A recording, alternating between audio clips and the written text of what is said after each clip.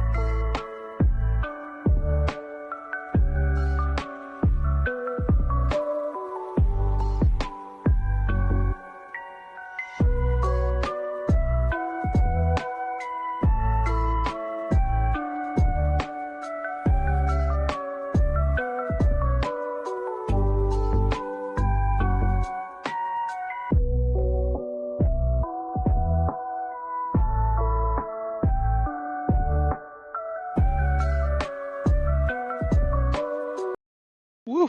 Alright, I am here. I am here. Let us get things in order. 1 second. Scoobity doobity bop. Okay. So this is the thing that I did, and I don't know if I like it. I don't know if I like this. It's a thing. Like, it doesn't quite match. It doesn't quite match the tuber, you know? And I was trying to find a way to like put like some rain in the background, so that way when I click over to this, you like a little rain in the background with the drizzle, drizzles. But yeah, I couldn't figure it out in time before stream. I was like, I have to go now. I have to go now. So this is as far as I got. Yeah. All right, let me go ahead and update the category here, because this is gonna be an interesting game. Okay. I think I haven't. Okay. So I saw my friend Gina Darling was playing this the other day, and I was like, "Wow, how have I not heard of this game?" I feel like I probably have, and I just probably ignored it or something. Because when I looked to see how many people had already played this game, like 4 or 5 of my friends have already played this game. And I was like, was this recommended to me ever? Did anybody ever recommend this game to me and I just completely missed it? Is that a thing? Quill, you'll see. You'll see.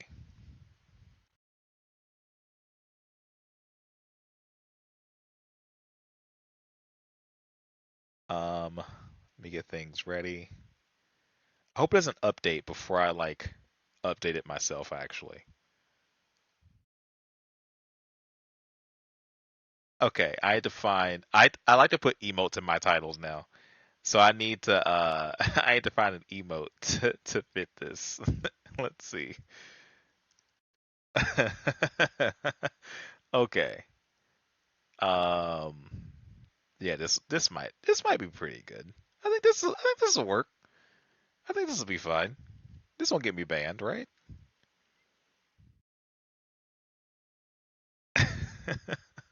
Now I'm worried. Why are you worried? There's nothing to worry about.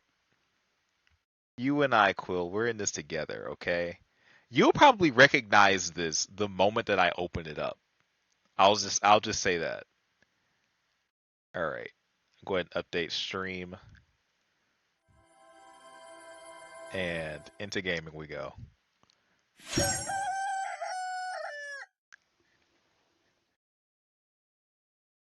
Here we go.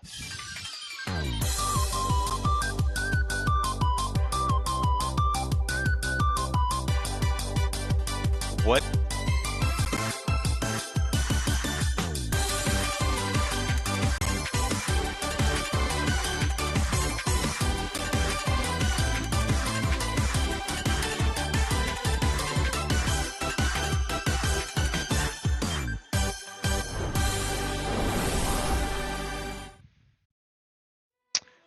So today we are playing I Love You, Colonel Sanders, a finger-looking good dating simulator. It's so good it's stupid. I had no idea that this existed, but I feel like probably at some point last year or something, somebody probably recommended it to me, and I just forgot about it. So if anybody did, I do apologize. But I saw this and I was like, what the heck? Settings, first and foremost. Master volume, I'm going to turn it down a little bit because I'm going to actually raise it back up. It was so loud when I first opened the game that I had to like lower it to like 25%. So I'm going to put it like here-ish. Actually, I'll put it back to max now. I'll lower it in the actual game. I could do that actually. Like here. Oh, quality over everything. Yeah, prioritize quality, speed. I don't know what speed means, but okay. Special effects volume. I'll lower that a little bit. Okay. Why was I in the title? Like, see, because I forgot to update it. I was trying to keep it a secret, but I didn't click update on the like just chatting part of it, and now it's here. The voice in my head for the Colonel. I don't know which voice to use for the Colonel. Also, I'm trying to figure out if I should move chat down a little bit. I think I should probably move chat down a little bit before I start this. I'll drop you guys. Wait, and move chat. There we go. I have to double click. Move you guys right here. That's so much better. So much better. Yeah, there we go.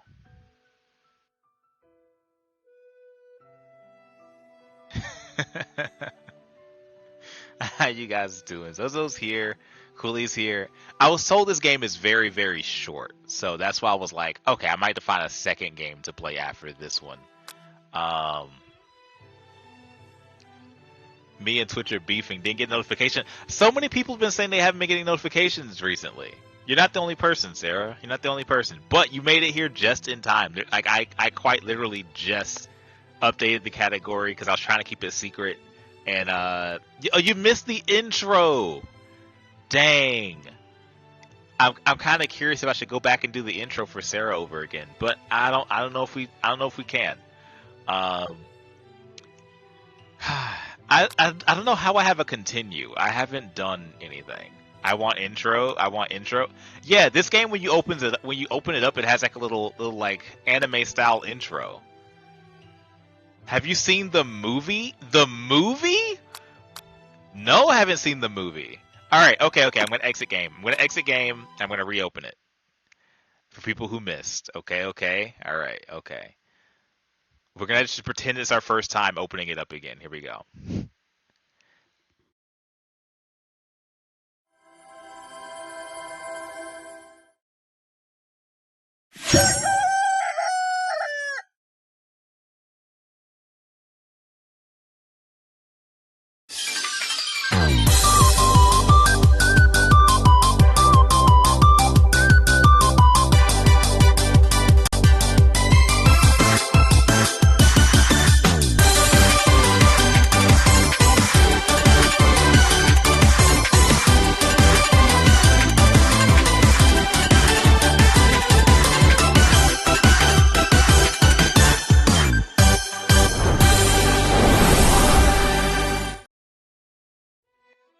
Well, there you go, ladies and gents. That was the intro to I Love You, Colonel Sanders. A finger-licking good dating simulator. Alright? We're gonna start a new game because I actually haven't played this game. I don't know what's in store. Again, I watched Gina Darling play this game for quite literally 30 seconds, and I was like, this is a dating simulator. This game exists, and I haven't played it. I should probably play this. And now we're here. Let's watch the movie. There's a movie about this? Are you making this up, or is this like an actual thing?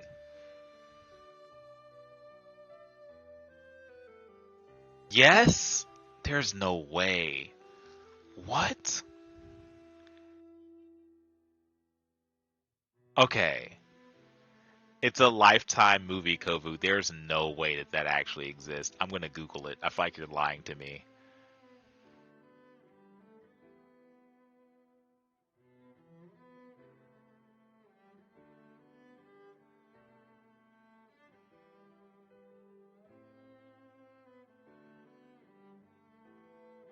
I'm doing some Googles right now. A recipe for seduction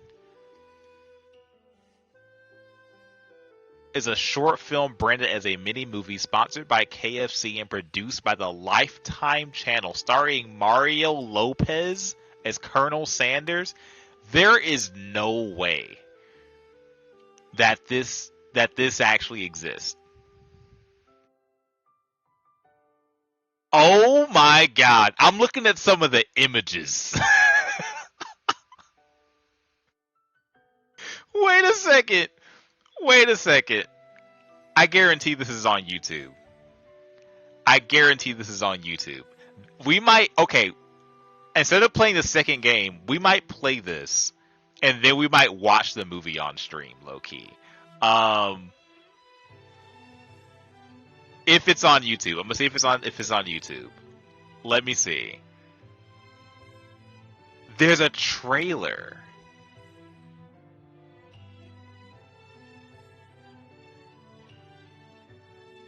There's a trailer.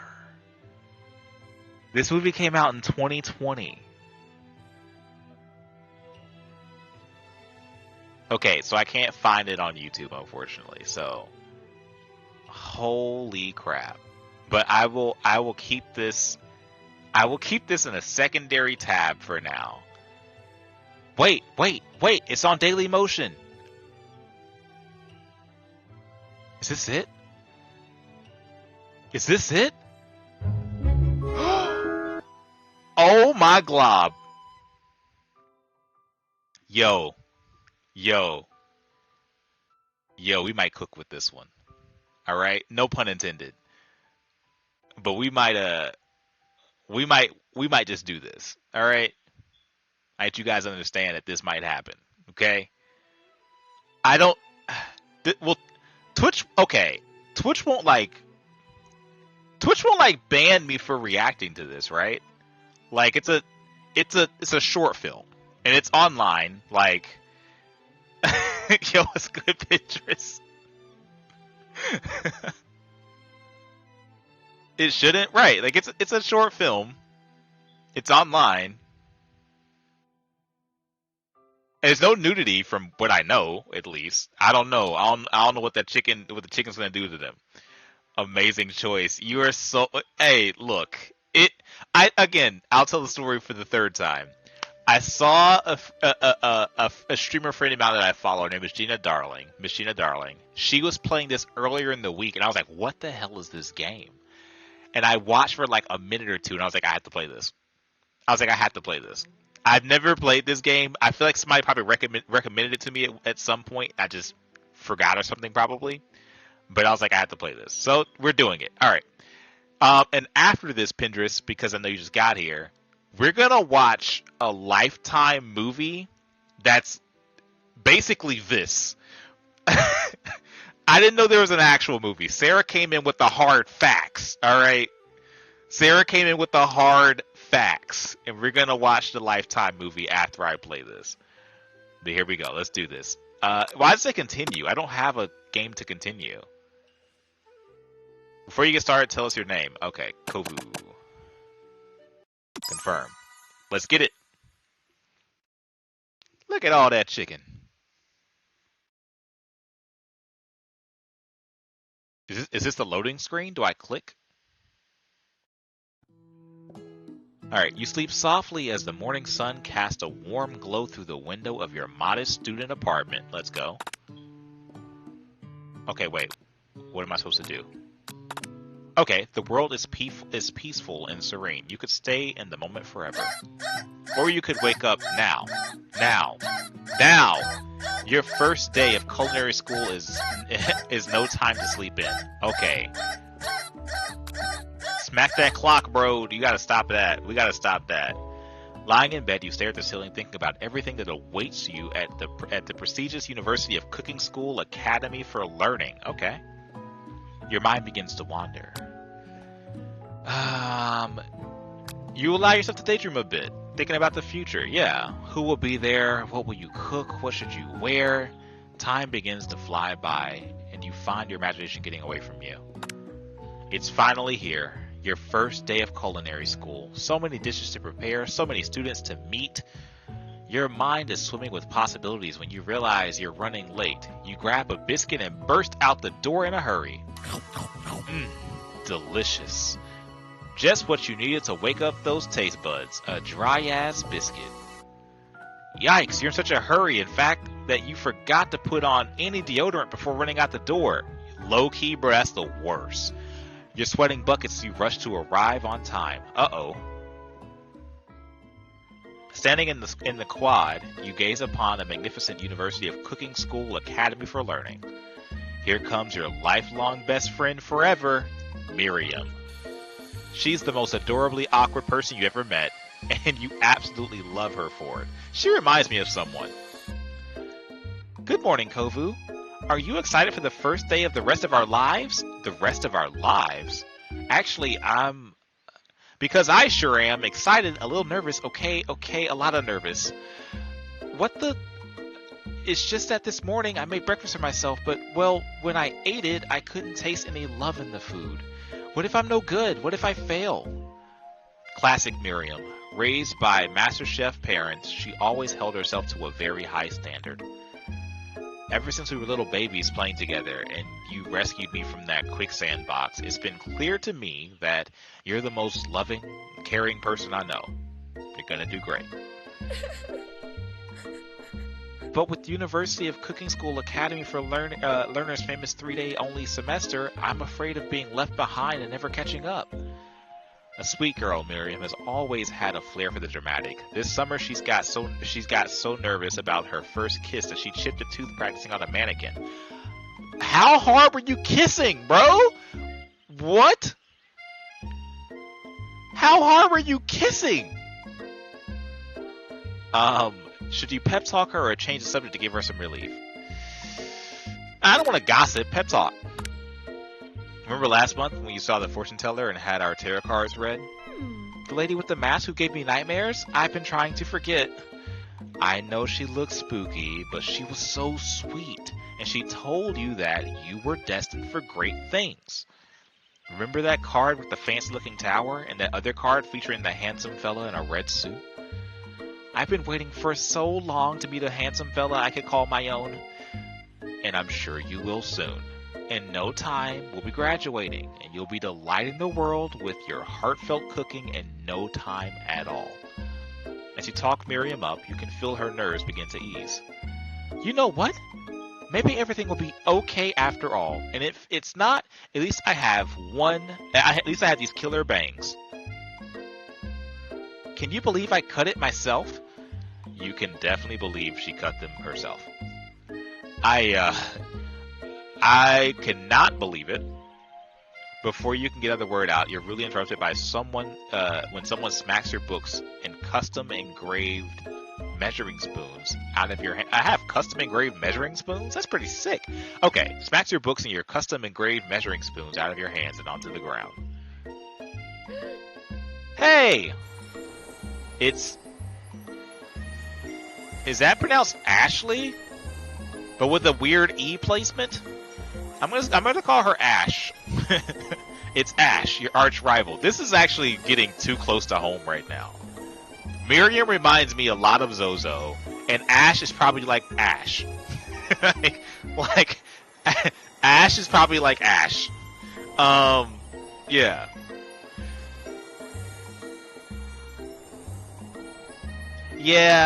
Yeah, the little adorbs, nervous, slightly dorky girl. A little bit. I'm gonna call her Ash. Okay. It's Ash, your arch rival. She's totally evil, but you can't help but be filled with jealousy. She can even get anything she wants, and she knows it. Hello, Ash. Oh, I didn't see you there, chicken shins. What the fuck? Why I gotta get insulted? You leave Kovu alone. You leave Kovu's shins alone. They are perfectly normal shins. Thanks, Miriam. You can't stand Ash. Even her name is annoying. You know for a fact that it's actually Ashley. That's what I thought, dude. It's probably Ashley, and she fucking overcomplicated her name. But she had to add extra letters to make herself feel better than everyone. That makes so much more sense now. But also, Ash's hips are crazy, though. Bro. Is this a romance option? Because if so, Ash, bro, wait a minute. We might become friends. If anyone here knows what perfect shins look like, it's us. We're not going to let you or your really weird insults get to us. Across the quad, you hear Ash's best friend, Van, the man, has stopped to look at his own reflection in the mirror. His pants are so tight you can see him casually working out his glutes while he styles his hair. No lie, they're rocking glutes. Van? You ring? You never been so sure that they've arranged it. Their arrangement is. But as long as you've known, them Ash and Van have been just as close to you as Miriam, but substantially more devious. This man... Okay, he's giving Johnny Bravo vibes. Van's look is wild. It's very wild. I can't believe that University of Cooking School Academy for Learning would ever allow people like you to attend as students. I know, right? You think they just hand us our diplomas now? Or maybe hire us as professors. You amateurs could learn a lot from us. With the first day of school about to start, there's just no time to properly tell these two off. So you resist the urge. I love that. Let's go, Miriam. Alright, see you losers later. As you approach the door, you see a goofy-looking kid pushing hard against the window directly next to it. Oopsie. I think it's broken. You reach forward and easily pull the door open. That should do the trick. I love you. Okay, that was very sudden. I think you mean thank you. My name is Pop. I was named after my Pop. He's old. Could someone like this also be a student at the school? He must be one heck of a chef. Also, his name tag clearly says Bob, but I guess he's reading it upside down. Wait, so was his dad's name Bob? What? Okay. Hi, Pop. I'm Kovus. So, are you going to make me hold this door all day? Nope. And with that, the young man walks into the building ahead of you. Is it just me, or is he kinda cute? I think it's just you. You both shrug your shoulders before following him into the building. You stand on the edge of a room, unsure where to sit. Other students wander in and keep themselves busy chit-chatting. A scruffy-looking pooch takes his place at the podium at the front of the class, adorably. Adorable! Now, quiet down, everyone. Who is this unreasonably cute pup, and why is he in our culinary class? You must be Sprinkles, head instructor of the and CEO of USCAL. Please call me Professor Dog. I may be cute and little and fluffy, but I demand respect. Woof woof. What a cute dog. What a cute dog is our professor? This is the best school ever. I guess only a dog's nose is capable of picking out all the nuances of fine dining.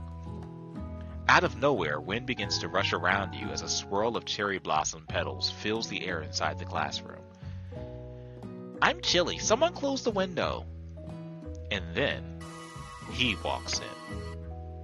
You're immediately swept up in the aura of this new student and his remarkable goatee. Who knew anyone could be so handsome? Time stands still. It's him. If it isn't my favorite student, Harland. Colonel Sanders interrupts Sprinkles. Colonel Sanders interrupts Sprinkles. Sorry, Professor Dog, before he can finish his sentence. Please call me Colonel. Colonel Sanders. A hushed murmur rolls through the classroom as Colonel Sanders walks down the aisle of desks. Suddenly, the room is sweltering. Sweat begins to bead across your brow. You feel like everyone is looking at you, and you're not entirely wrong. And this over here must be Sweaty Sweats a Lot. Maybe we should open the window back up before Faucet Pits melts into a puddle and evaporates entirely. Just hold on a second. Nobody talks to my friend like that. You two both know my name. We were in the same kindergarten class. And what is with all the really weird insults today? Besides, when Kofu sweats, it's not gross. It's beautiful. Look at that shimmer. Okay. Alright. You gotta talk about how I shimmer when I'm sweaty, bro. Alright. You turn to find Colonel Sanders standing right in front of you. Colonel Sanders, beautiful angel that he is, stands right before you, smiling gently, his hand outstretched. Boy howdy. This classroom gets hotter by the Kentucky Friar. Please, use my handkerchief. You freeze up. Colonel Sanders is talking to you. Wait, Colonel Sanders is talking to you about how sweaty you look. You're completely mortified. This can't be your first interaction. What if he never forgets this moment? Oh, Miriam trying to help. Kobu does shimmer. Okay, Zozo, calm down. Alright. Well, shove sticks. Wait a minute. Sarah, what? Well, shove a stick up my ass and call me a corn dog. That's crazy. Alright, how do you respond? We take the handkerchief, right? Like, we have to take this. Yeah, we take it. Why not? You stretch out your hand, and Colonel Sanders places a fine silk handkerchief in it. It's so beautiful you hesitate to press it to your face, but when you do, the feeling is transcendent.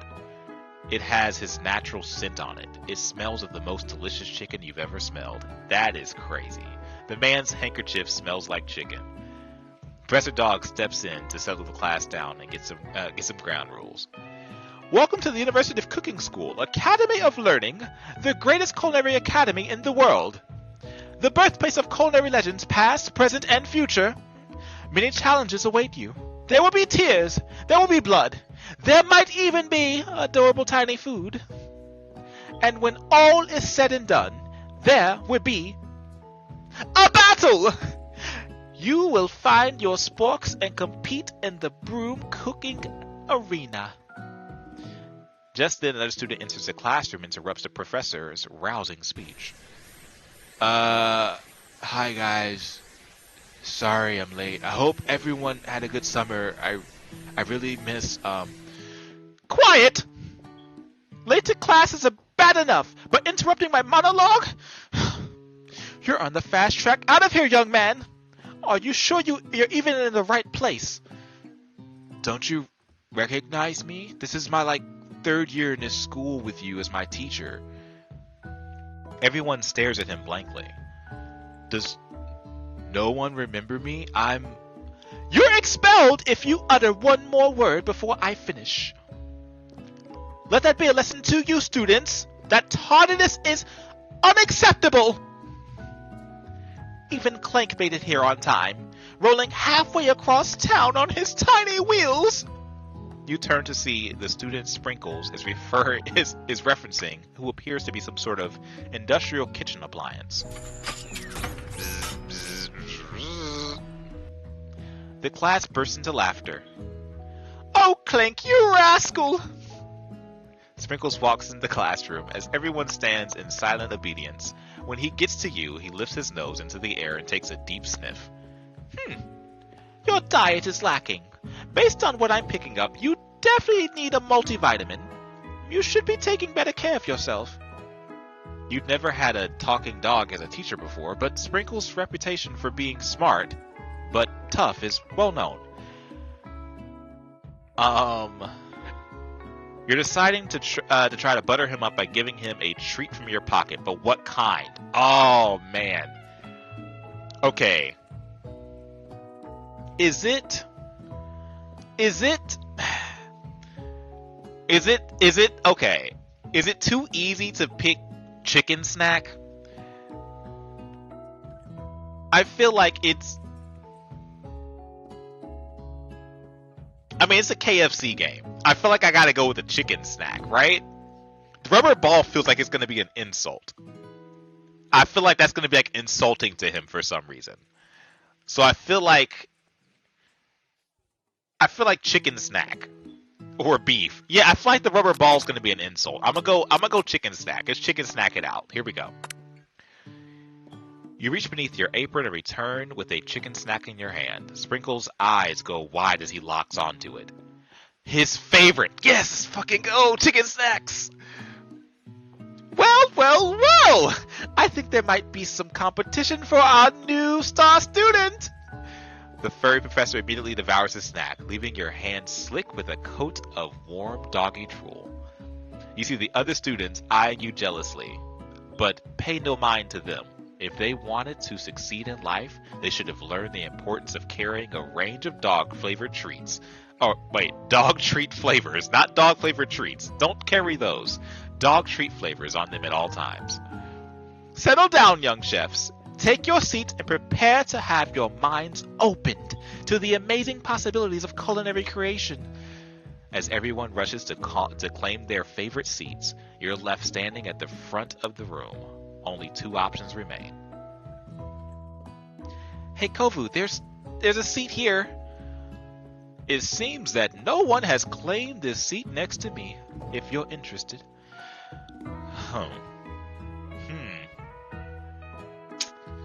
You know what? I'm gonna leave it up to the chat.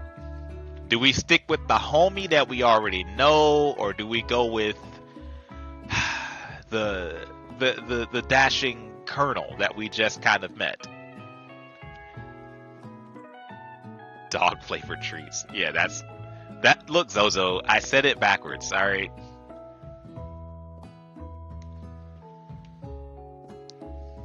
New friend. Alright, we'll go with the colonel. How about that? Two good options, but which will you choose? Alright, we're gonna sit with with Colonel Sanders, I suppose. Here we go.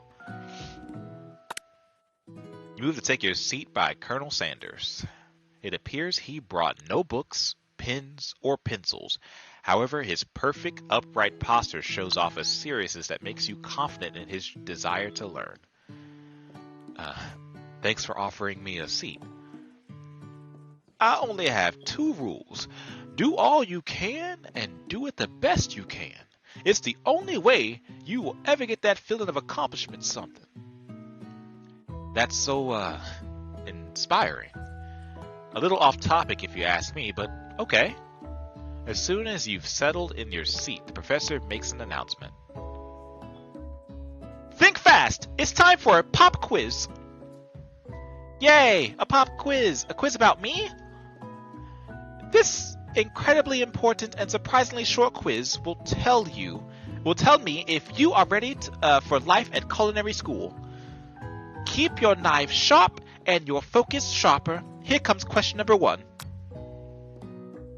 If train A is traveling to point B and train B is traveling to point A, how important is it to wash your hands before cooking?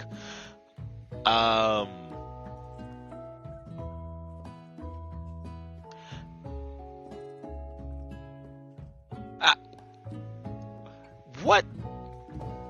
I don't know how I feel about a dog teaching you how to cook.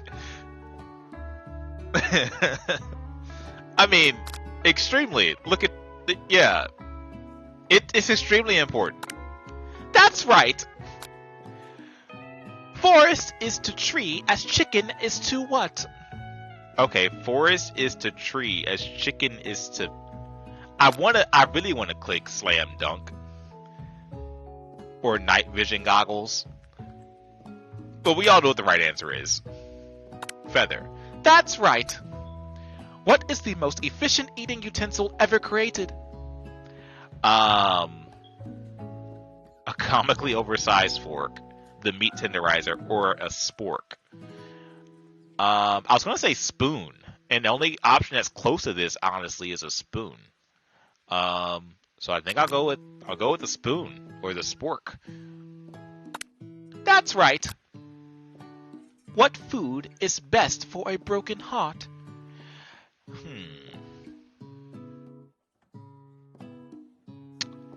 A pancake looks like a silly face. I kind of like that one.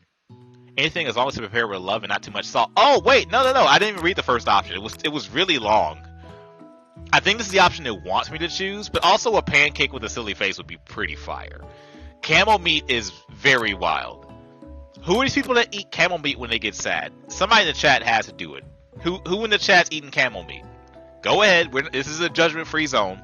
This is Kofu After Dark. We don't judge on this night.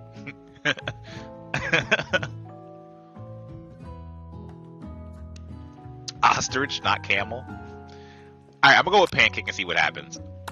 That's wrong! Okay, that was wrong. Okay. Is Sprinkles a good boy? He is the best boy. That's right! Your total score is 4 out of 5. Ah, shit. Can we retake it? Only one wrong. Not too shabby. You might just do alright, kid. You look up to see that Colonel Sanders has been watching you tally your score. He nods with approval. May I have your attention, students? I have an important announcement to make. Time for lunch. Wow, the cafeteria is as nice as any restaurant you've ever eaten at. It makes sense that a school dedicated to cooking would also be serious about eating. A delicious fragrance wafts through the room and tickles the end of your nose. Your mouth waters.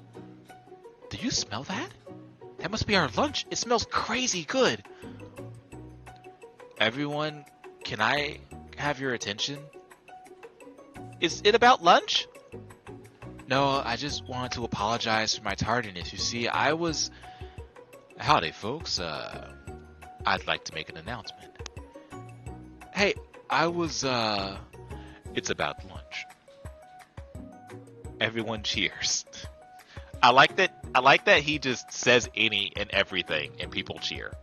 Like he's got that main character energy for sure. Man's got main character energy all day long. Okay. But shh. Colonel's gonna say something. Lunch, lunch, lunch. He said, shh. Alright, come on, man. In honor of our new semester, I have prepared something special to share with everyone for lunch. That must be the smell I smelled. Indeed. That smell. You hold your breath, waiting to see what food this mysterious student has created. You've heard that he's very talented.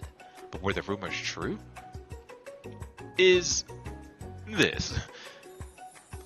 Colonel Sanders lifts a large bucket above his head. Its contents glimmer in the light. Piled high are huge pieces of chicken, breaded and fried to a crisp, golden finish. The aroma envelops you, and you begin to feel warm and safe. Colonel Sanders has filled a bucket with chicken? What a novel concept. Your stomach begins to grumble, as if to say, stop thinking and start eating. For years, I have developed a secret recipe for the perfect fried chicken. By my calculations, nothing less than 11 herbs and spices are required to achieve the perfect balance of flavors. You look around and notice that every other student has a pen and paper and is scribbling notes as fast as they can. But that's all I'll say about that. What, you think we want your stupid recipe, dude? Pshaw. Nah, my dude, nah. I'm just, drafting a last will and testament in case, one of those ingredients is, poison. Got him! He looks around nervously to see if anyone else is laughing at his sick burn. You wait to see if what Zinger Ash has prepared to follow up, but she suddenly takes a different approach. Yeah, I was just, writing in my diary. Dear diary, today I smell something beautiful. I knew that moment that only the hands of a true gentleman could fry chicken so tender. You see her body language change from bitter and evil to sweet and innocent as she slides closer to Colonel Sanders.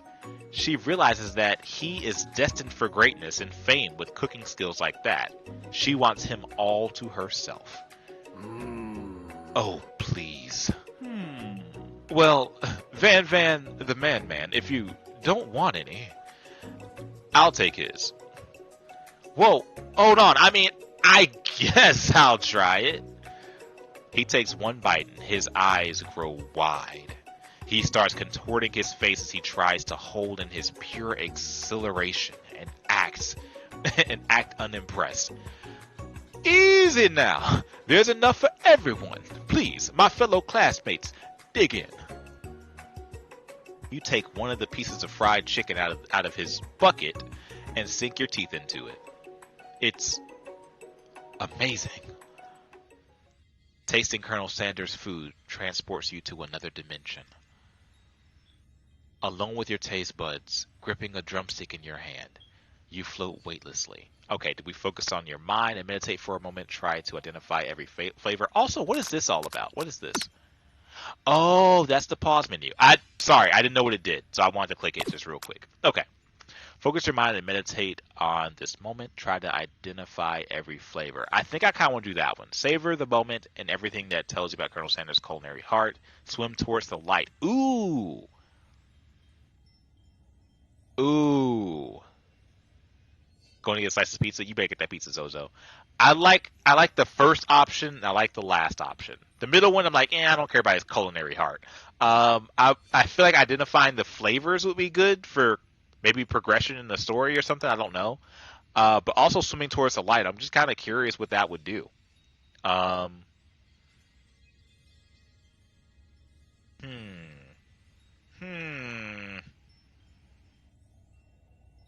How about we just go towards the light? Just keep swimming. That's what I'm thinking too. Like, yeah, just go towards the light. Somewhere up ahead, a bright light beckons you. The flavors are so intense, you become wrapped up in them. Unable to resist, you reach toward the light. It grabs your hand and pulls you closer, closer, until your fingertips connect with the end of everything. You are forever lost in the land of tender fried chicken bliss. Your mind dissolves. There is no Kovu now. There is only herbs and spices. Though Miriam tries to revive you, she cannot. Did I just die? Did I just die?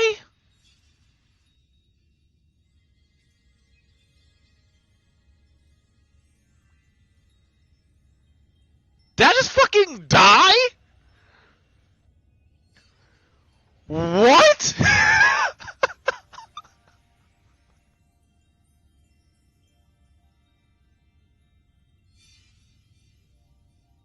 I did not expect that to happen.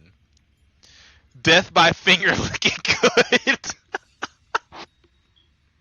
I did not expect that to happen. I just died from chicken bliss. That is crazy. Okay. We don't give up here. That's crazy. We gotta try it again. That is insane. I did not think the game was gonna just kill me like that. That's crazy. Straight wheezing. I can't breathe. Try again. Do I have to go from the beginning? Do I have to go from the beginning? There's no way. Dude, if I have to restart the game, okay, God, oh man. Alright. I was about to be kind of upset. Can you pick chapters? I don't know yet, Zozo. Alright, I'm gonna like speed through this. We're gonna speed through. Alright. We're going as fast as we can.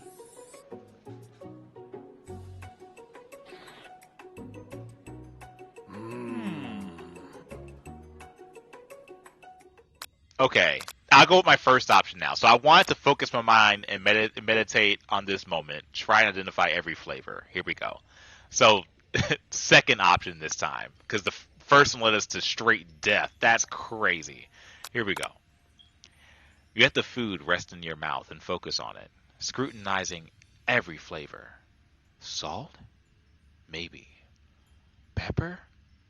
Too obvious. Oregano, basil? Maybe, but there's something else. Something dark, something spicy. You dig deeper, deeper, deeper.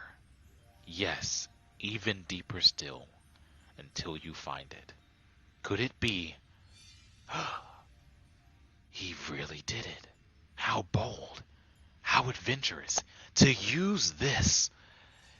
You try to go even deeper into the sea of flavors, but this revelation alone is more than you can handle. You snap out of it and realize that this information was meant to remain a secret, and yet, now you know. A mantle of responsibility now rests upon your shoulders. As you look around, you realize that everyone in the room is consumed by the lunch. No one notices that you've traveled through space and time. After tasting this food, you try to get some one-on-one time with Colonel Sanders. Let's approach Colonel Sanders, see what he has to say about it. Alright, get a little taste of water real quick.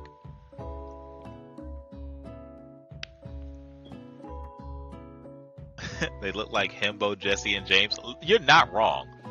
Okay. Colonel Sanders smiles ever so softly as you approach.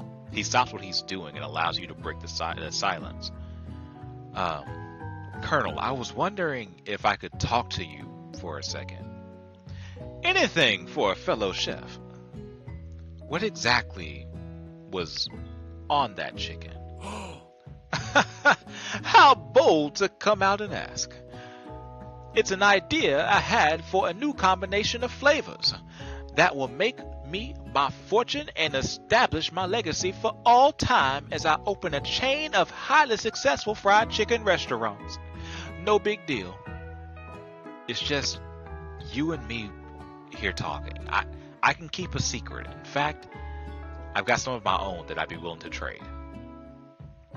What's the rush? The semester's only getting started. We've got 2 more whole days to get to know each other. He's clearly not going to give up so easily, but it doesn't hurt to be persistent. You know what they say about secrets, Colonel? Shouldn't learning be fun? Aw. You've got moxie. I'll give you that. Colonel Sanders looks both ways to make sure you're truly alone, and then leans in. You can feel his warm breath as he whispers. Just one ingredient. But you can't tell. I use scribble, scribble, scribble, scribble, scribble, scribble. It's something my great-grandmother taught me. Wow. You'd never have guessed that. In fact, you're not even sure where you'd get some of that if you even search for it. And it definitely isn't the flavor you tasted before. So now you're 2 ingredients closer to knowing the full recipe. But you don't tell Colonel Sanders that. While you're wrapped up in the huge revelation, you notice that Colonel Sanders has disappeared while everyone here is still in the cafeteria. You just have to look for him. You find Colonel Sanders outside, standing in the quad. Oh, it's you again. Howdy. Sometimes I like to come outside and look at the school buildings. I think about how my story will continue on after I've graduated. It sounds like you've got big plans. I dare say the biggest. I will leave my mark on this world. You can bet on that. Okay. Alone together for the first time. You figure how now is the perfect moment to show your personality to him.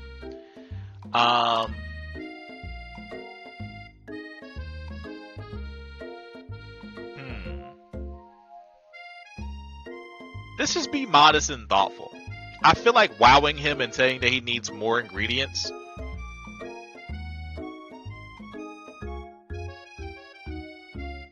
To add in a decent. I don't know if that one's gonna be it.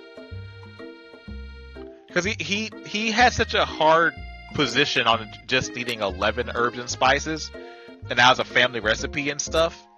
Kith, stop. That's not it. That's not it. Death by finger licking good, Zozo. Oh my gosh. Alright, we'll try it and see what happens. Wow him with a big idea to add an additional ingredient to really spice things up. You know, about that, I was thinking about your secret recipe. I don't doubt it. It has a way of leaving an impression on all who taste it. You just have to show him that you also know a thing or two about blowing minds with new flavors. I actually had some thoughts on how you could improve it. Improve it? You want to change my secret recipe, and you think you can do better? Have you ever heard of habanero peppers? Heard of them? I tend an entire garden of chili pepper varieties. Habanero, poblano, cayenne. But that's not the point. You can't just toss new ingredients into my secret recipe and expect me to improve it. A recipe is about balance. It involves care, consideration, and refinement. I didn't mean to.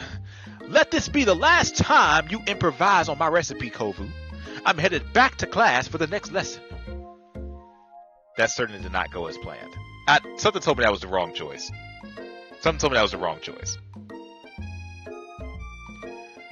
You better head back inside, but you wait a moment so that Colonel Sanders doesn't think you're desperately chasing after him. You step into the massive cooking arena, where the afternoon lesson will take place. Each student gets an oven and all the tools and ingredients they could need. Look at this place. It's magnificent. Finally, we get to show our stuff. Wait a second. Oh no. We have to show our stuff. What if I totally blow it? You're not gonna blow anything. Except maybe kisses to the crowd of fans you're gonna earn with your signature adorable tiny food creations. Welcome, students, to the cooking arena. For today's lesson, we will be cooking with partners. Hurry up and pair off. Naturally, Miriam looks at you, but unable to control yourself, you pounce on Colonel Sanders. What? Okay. Hey, Colonel, would you like to tackle this lesson as a team? A team of two? That is, me and you, if that wasn't clear. Want to be my partner? Aw. Sure, Kovu. I'll prepare our station. Without you as a partner, Miriam is left standing all alone. Two different students quickly take notice. Hello, new partner. Oh my, two potential partners. I'm so sorry, gentlemen, but I don't know who to choose. It looks like you'll have to pick for her. Wait, it looks like you'll have to pick for her. Friend duties can be a little awkward, but that's the price you pay for not being alone. For not being alone forever. Who you want to ask Miriam to be partners with? I feel like Clank would be such a good partner, though, dude. Robit? Yeah, I'm thinking the same thing too. I'm sorry, Pop. You got like juice stains and shit on your vest, and we haven't even cooked yet. I feel like Clank would be such a good partner. I'm gonna go with Clank. Sorry, Pop, but I think Miriam will be partnering with Clank today. It's okay. I already ate. It's not entirely clear if Pop has any idea what the point of school even is at this junction. That's what I'm thinking too. Like, Pop, I don't know why he's here. Clank is clearly excited to have some attention. He heats up and begins to roll back and forth. Let's go, Clank.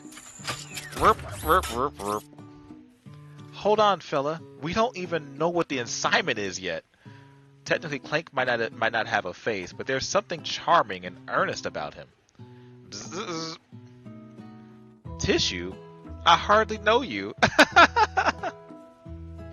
Clank judders and the panels shake loose. You get the impression that it's a sign of affection. Aww. Look like you two will be fine. Now it's time to focus on your own cooking classwork. Alright, you two. For today's lesson, we're going to keep it simple. Pick a basic dish and divide up in steps. No chef is an island. It takes 2 flints to make a fire. You get the idea. Which dish do you suggest to your partner, Colonel Sanders? Dude, it's gotta be, if it's not chicken. Steak tartare seems easy enough. It's fancy, you don't even need to cook it.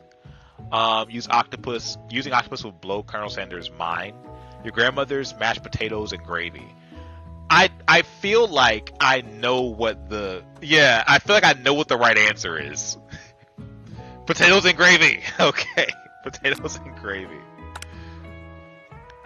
Oh, he liked that. Okay.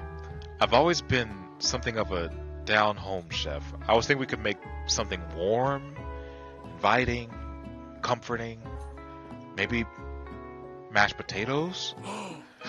And gravy? I couldn't imagine one without the other. Colonel Sanders cast a coy look at you, causing your whole face to go beet red. Embarrassed, you quickly turn away. I'll go get the potatoes. No, please, let me. Picking perfect produce is a passion of mine.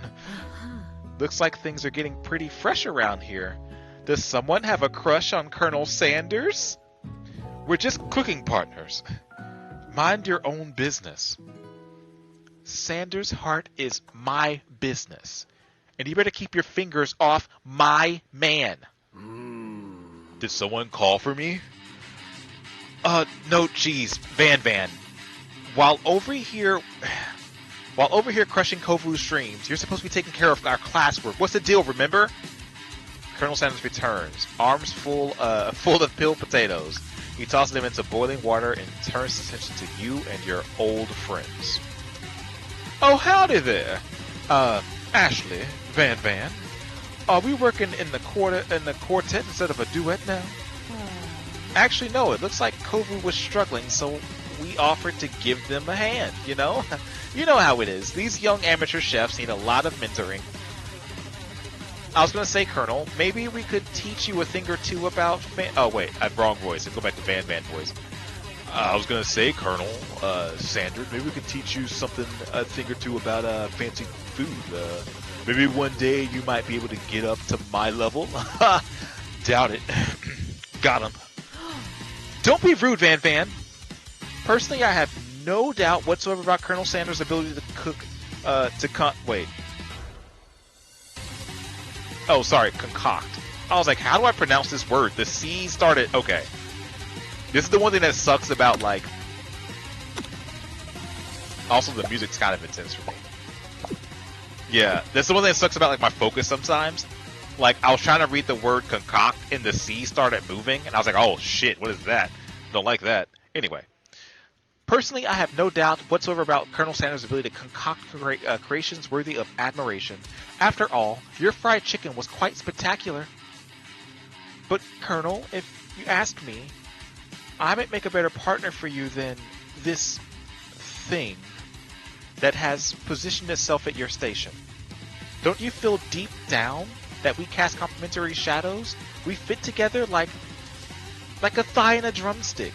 It just makes sense. Nothing about this makes any sense, but one thing is clear. She's coming for Colonel if you don't watch out. Ashley is really going hard at you. You need to ask for some backup here before things get ugly. I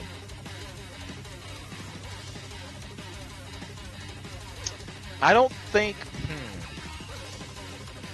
The C started merging with her thighs? This woman. What does that even mean? What does that even mean, Zozo? The C started merging with her thighs? It was right over her thigh. Yeah, sure it was, Zozo. Ashley? Okay, Sarah. Alright, do we turn to the Colonel here or Miriam? I feel like I don't need to get Miriam involved in everything. I'm gonna go with Colonel here and see what happens. Turn to Colonel Sanders' hunk of hunks in your time of need. I'm here to learn and to express myself via cooking cuisine, not bicker with prima donnas. Partners were chosen at the beginning of class, so let's all respect the format, okay? You turn to Colonel Sanders to confirm that you're on the same page. I chose Colonel Sanders, and Colonel Sanders chose me. Isn't that right, Colonel? Sometimes conflict can actually build character. I wouldn't want you to shy away from a bit of healthy competition with our peers, Kovu. Wow, is he just not that into you? You think a gentleman would defend you in a situation like this? Did you do something to offend him at some point? You look for Sprinkles in hopes that he might step in, but he's nowhere to be found. Darn those cute corgis and their short and sturdy statures. You look down at your station and realize, in the tension of the moment, your hands have been cooking on autopilot. Distracted by the drama, you've already crushed the boiled potatoes into a perfectly creamed mashed texture, with plenty of butter and cream for flavor. It's as if your natural passion guided you through the steps. You know so well why your attention was elsewhere. I know just what to do. Colonel Sanders extends his hand. He's holding a beautiful white porcelain gravy boat, out of which he pours brown gravy, smothering your nearly finished potato dish. This is straight up just KFC mashed potatoes. This is just straight up KFC mashed potatoes, bro. It's just straight up KFC mashed potatoes. Like, it's just straight up anime KFC mashed potatoes. Gravy flows down the mound of mashed potatoes. The result looks spectacular. Granny would be very, very proud. Colonel Sanders holds back a spork out to you. You reach out and grab a hold of it, but he doesn't immediately let go. The two of you stand holding the same spork, and for that small moment, all of the madness and pressure in this crazy world stops. Your eyes lock. The moment is electric. Time stands still. If you love something, set it free. Together you dig the utensil into the mashed potatoes and lift a heaping sporkful up. When you see Ashley with a sinister look, you know she's plotting against you with Colonel Sanders. And then, filled with rage and without thinking, you fling the sporkful of mashed potatoes right at Ashley's stupid, beautiful face. Oh no! Van, do something! Do something! Scooping up a fingerful, Van tastes the dripping mashed potatoes and gravy and realizes that it's delicious. Horrified by this revelation, he slinks away. Will he ever be able to cook something with so much love and integrity? Hold on right there, Kovu! We do not waste food in the broom cooking arena. Colonel Sanders, I expect better from you. If you throw one more spoonful, you'd both better be prepared to eat it from wherever it lands. Can I has potato face? Van rushes back over, a covered dish in his hand. Mashed potatoes with gravy? Pathetic. In just a few minutes, I prepared a full meal. Gaze upon my specialty. Braised tentacle of octopus in my silky saltwater sauce. Plated on a battle axe blade forged by my supreme chef ancestors. You've ignored me for too long. That ends now, and it is I who will have the first bite, and you will all look on with envy. The interrupting student rushes at Van and swipes a bite of his signature dish right off the plate. No! Don't! Something about that dish doesn't strike my nose quite right. I think the octopus was rushed and may have turned in the process. The results could be toxic. Too late. It's already been eaten. I think I left something in the oven. I don't feel so good. It killed him. Everyone step back. Don't take another bite.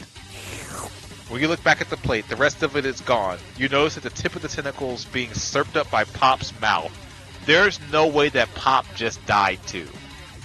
There's no way. Pop is going to be fine, right? He's got an iron stomach. He's young. His stomach can eat anything, right? Pop winces in pain for just a moment, then is almost immediately back to his oblivious self. I thought so. Whoopsie. Tastes like poison. The entire class is gathered to watch Pop's final moments. Shock has frozen the whole crowd. They are motionless as statues. The class bell rings disrupting the moment and snapping everyone back into reality. It would appear that Pop's enthusiasm for trying new things, despite obvious danger, has inoculated him against poisons of all kinds. So the boy is immune to poisons? Interesting. I'm not sure the professors here make enough money. Hello? I just turned into a ghost over here. Seeing that you're shaken up by the really annoying student and all his nonsense, Colonel Sanders approaches you. I'm sorry you had to go through that. Please, let me walk you home. What? Like for real? Oh, come on. You follow Colonel Sanders out the room. At night, the school building has taken on another vibe entirely. It's dark and more than a little spooky. Colonel Sanders stands at the quad's neon glow and speaks softly. Those mashed potatoes you made in class today. Before you go on, I want you to know they're not a great representation of my skills. I didn't even realize I was making them. They were amazing. Tasting them, it reminded me of why I became so passionate about food to begin with. Colonel Sanders is getting choked up. Cooking is obviously important to him, in the way that you find inspiring. Now might be the perfect time to tell him you're developing feelings for him. Colonel Sanders? Yes, Kovu. There's something I need to tell you. Hold on right there. There's something I need to tell you first. Oh, jeez. You see, when I was just a boy, I had a dream that one day I would be the greatest chef the world has ever seen. And every day since, I have been working towards that dream, day and night, never stopping, never resting, also lifting a lot of weights, like so many weights, like an ungodly amount of weights. My thighs clap together when I walk sometimes. It sounds like the thundering of clouds how many squats I do. We should follow our dreams with all of our hearts, that our souls may grant them like wishes floating on a shooting star. Hey, no, you shut up. I'm the one here to say inspirational stuff and to be the star of the story. Are you forgetting that your cooking literally killed a guy? You can't prove that.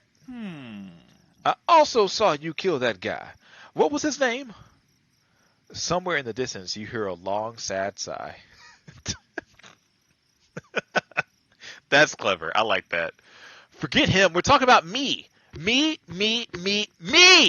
I'm the hero. The Spork monster is here to fight the hero. I have the fridge door open. Later, nerds. Will he not let harm come to another student? Except for that ghost kid. I kind of dropped the ball on that one. Be afraid. Be very afraid of me. Because I'm a monster. See? If he's rhyming on purpose, or is he rhyming on purpose, or is that just a coincidence? But before you can discuss the syntax any further, it's a turn-based fighting sequence. Let's freaking go. Turn-based fighting. Let's freaking go. What will you do? I attack, right? You just have to go on the attack. What attack will you use? Cook with Love. Cook with Love does 1 damage. It just got real. That attack really upset Spork Monster. Spork Monster goes in on the attack. They spit hot gravy at you. You take 1 damage. Attack again, dude. You just have to go on the attack. It worked last time, right? Cook with Love does 1 damage. Spork Monster won't forget this. Spork Monster is really, really threatened by your attack. Smoke Monster focuses their mashed mind and draws in energy from Mother Earth itself. What the fuck does that mean? They grow larger and more intimidating. How do you respond? I feel like I should defend on this one. Defend. You decide to defend. Which defense do you use? Trepidation. You hold your head between your hands and mutter, "This is not happening, this is not happening." Smoke Monster is no quitter. Buffed up and ready to rumble, they go on attack once more. Smoke Monster uses ulti tinsel? You take 2 damage from the attack. What the fuck?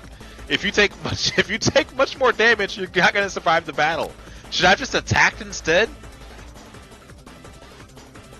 You gotta cook with hate? I don't have that as an attack. You just have to go in the attack. Cook with love! Cook with love does 1 damage. Smoke Monster is oozing cheese sauce onto the lawn of the quad. I wonder who is going to have to clean that up. Feeling vulnerable, Smoke Monster prepares for his ultimate attack, Rounded Edge. Vile villain! Your reign of terror stops here. Colonel Sanders summons the energy of 1,000 chickens. Pot Pop Power Pinch! Pot Pop Power Pinch does 10 damage. Spork Monster is defeated. Let's freaking go. You saved me. An injured Spork Monster spews steam into the night. Forget mercy, finish him. Spare this wretched beast. Okay, which one? Are we killing it with fire or are we letting it go?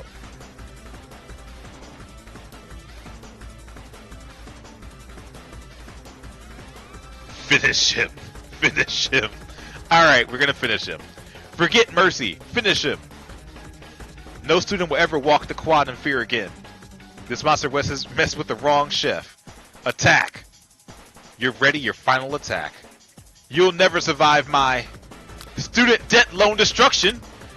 Student debt loan destruction does 10 damage. Spork Monster is completely vaporized. Colonel Sanders looks on in awe. You continue to surprise me, Kovu. The defeated monster left behind a special item. It appears at first to be a cookbook, but upon closer inspection, it's so much more. It's a book of magic spells with a golden chicken on the cover. You open the cover and find a library card tucked inside. The last name to have signed it the last name to have signed out is Borko. Borko. That name sounds strangely familiar. Your blood is pumping as you stand in the quiet of the night, holding the mystery book in your hands. As you come down from a battle buzz, you realize that your final attack has left you completely depleted. The world around you begins to fade away. Without any energy to keep your eyes open, darkness overtakes you. Please tell me I don't die again. The image of Colonel Sanders flashes before your eyes as you fall asleep. He must have helped you get home. In your tired state, you don't know if you could have made it home without him. What a guy. You want to thank him, but you don't have the strength to utter a single word. You feel your covers being pulled up over you as you are tucked in tightly. Good night, my Colonel. In your dreams, you're together with Colonel Sanders. For some reason, Sprinkles is also there, instructing your love dreams.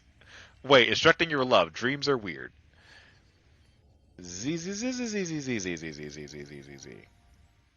You awake on day 2. An attempt to process the wild visions you had last night. Did the poster in the background change? I find the poster in the background changed. Interesting. Sorry. Alright, you wake on day 2 and attempt to process the wild visions you had. Were they memories or premonitions? Is that BTS? Maybe, I don't know. Is it? You lie in bed and stare at the ceiling, thinking about the secret you discovered while tasting Colonel Sanders' cooking yesterday. You can't believe he really uses that.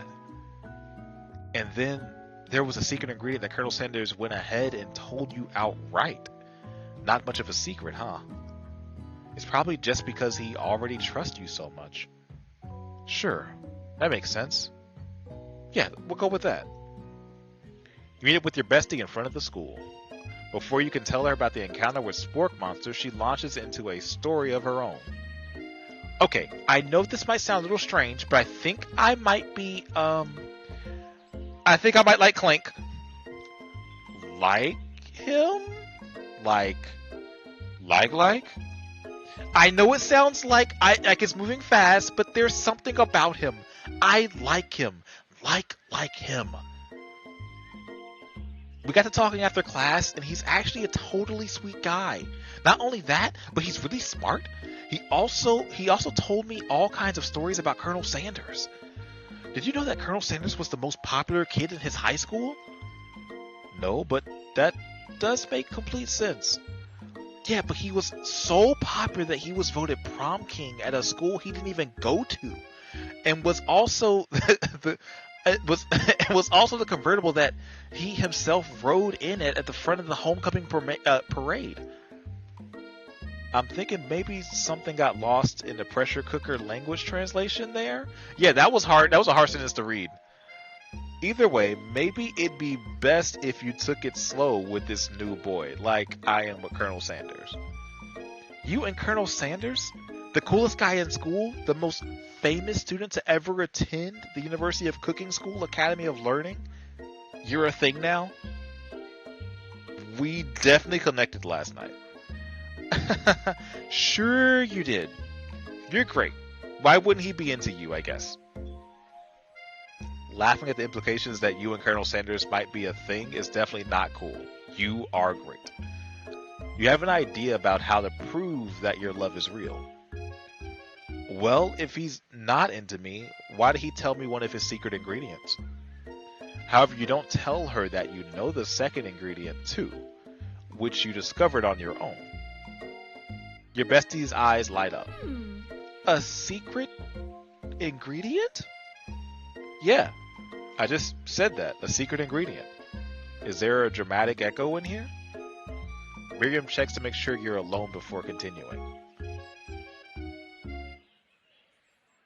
So, this summer, while I was on vacation with my family, a lovely man approached me with a botanical garden in a botanical garden while I was wandering. This can't be good. He told me about his passion for spices, secret spices. The man even gave me some to show me what he meant. He said it was powder created from a super duper rare dried flower petals, and that if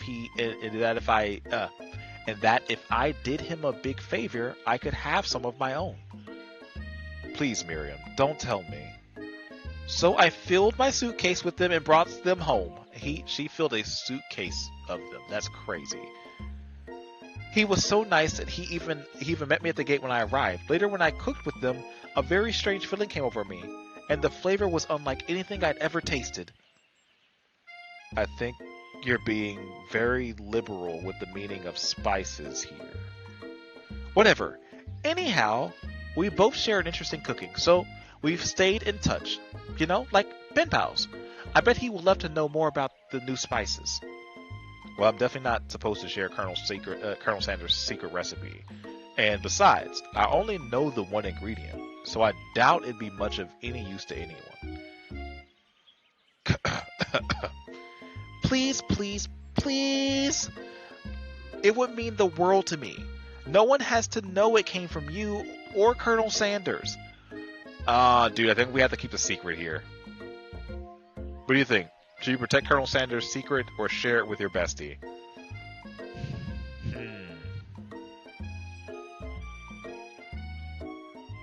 I feel like I gotta keep the secret here.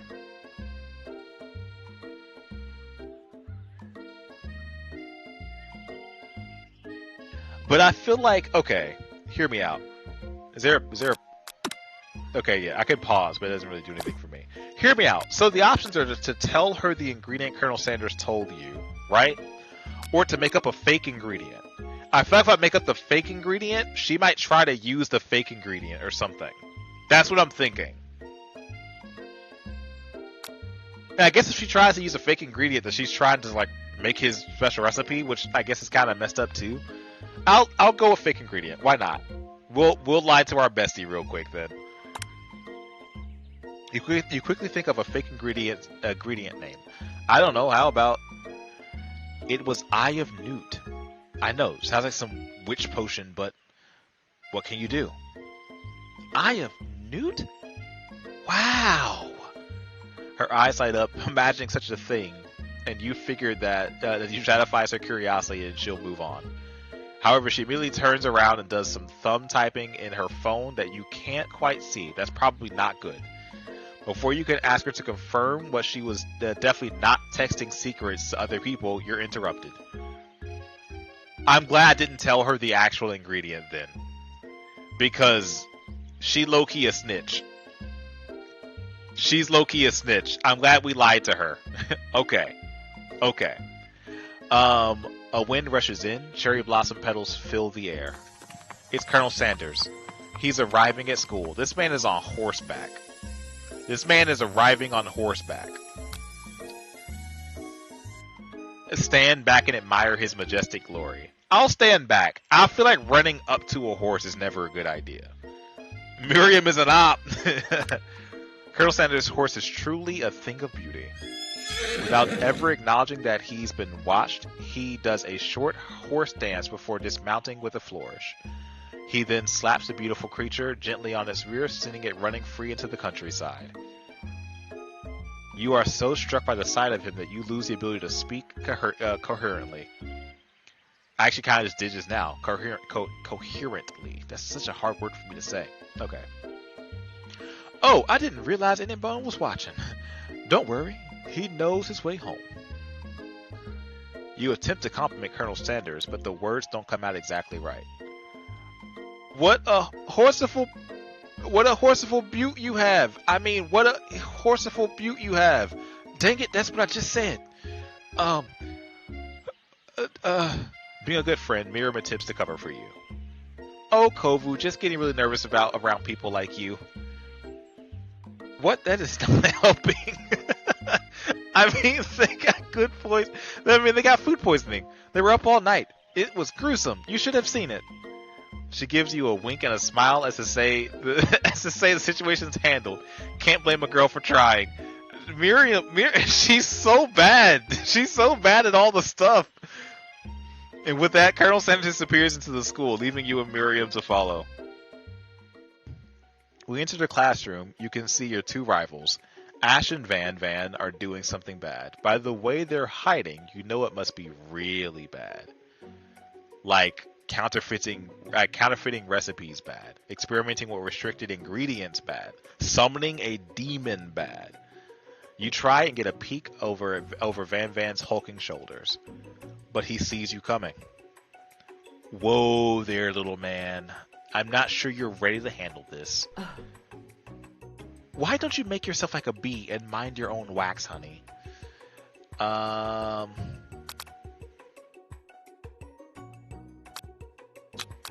Act like you're not interested in them, but try to get a closer look, or tell them to stop acting immature.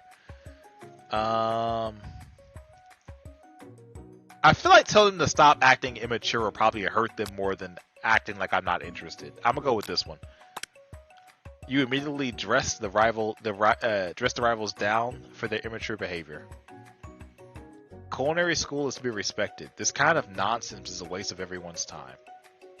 Now you've upset them. Beautiful. Oh, and you're the Emperor of Cooking, are you? You make the rules?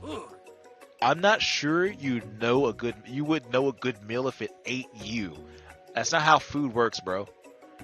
Being the best chef in the world takes more than just culinary skills. It takes creativity. It takes panache. And it doesn't hurt to be a little evil. You finally get a look at what it was they were hiding, and you instantly recognize it. It's a book, just like the one you found after the encounter with the spork monster. That's the same book that I found last night in the quad. Ash immediately elbows Van, who hides the book behind his back. I don't know what you're talking about. That book is a family heirloom, and its contents are secret. You notice that they haven't just been studying the book. They've got Pop pinned to the wall. and they're tossing potato skins at him as he's tried to catch them in his mouth. Pop will eat fucking anything. Pop will eat anything. I low-key want her fit IRL. Low-key, her fit is it. I'll just say that. Like, her fit is definitely it. I agree. I agree. We're playing. Before you can dig in any further, you're interrupted by the arrival of more students. It's almost time for class. Beep beep. Clank must be running late. He's in such a hurry that he rolls right over Van Van's meaty foot. Hey, watch out, you bucket of bolts! You watch how you talk to him. He didn't do anything. Who do you think you're talking to? I've never heard such language, not even from a stand mixer. Womp womp. No, your mother was a stand mixer. Van Van jumps to attack Clank, but Clank shocks Van Van, sending him flying across the room. Protect me, Colonel Sanders. These crazy men are about to come to blows. I think it must be over me. But I'm not interested in either of them. Okay, why her face turned evil like that, though? Ash's tone is completely changed in an instant. She bats her eyelashes at Colonel Sanders. Surely he must know that this is a ruse, right? I don't think the Colonel's that bright. I'm gonna be real with you. I don't think the Colonel is that smart. We'll see. Gentlemen, get a hold of yourselves. Save it for the arena at least. Or don't. Honestly, what do I care? I've got lofty career aspirations to focus on. Maybe I can help you with your business plan. Just then, Sprinkle arrives to signal the true start of a class day. He's panting, which doesn't seem that abnormal. He's a professor, but he's also a dog. Students, please take your seats. I apologize for my late arrival. I spent the morning chasing a car around all around town, and my tiny legs are very, very tired. But I'm here now, and I hope you're ready to learn. Rub his furry dog belly. He loves it. After he catches his breath, Sprinkle regains control of the classroom. Without further ado, we'll review the global history of my favorite fowl, the chicken. You want to pay attention to the lesson. Truly you do. Which is why in 1776, at the signing of the Declaration of Independence, it was a chicken who first signed their name. But you can't help but daydream by Colonel Sanders, and you miss most of the important parts. When you come to, Sprinkles is holding a tray of food in front of you. Well, Kovu? Naturally, this appears to you to be a sample platter. Ooh, which item do you want to sample?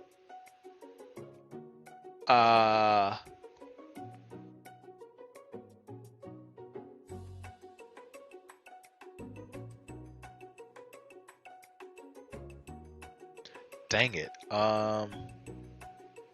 Okay, so my thought process is that the glass of water would be just basic.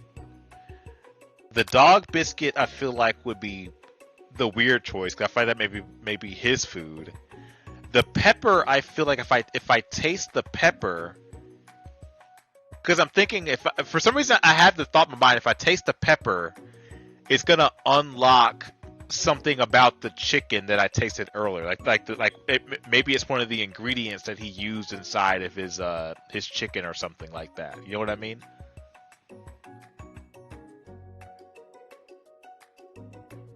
So that's what I'm thinking.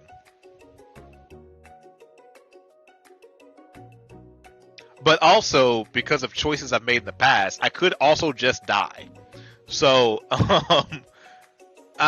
YOLO. I'm gonna go with the pepper. Shimmering pepper. Here we go.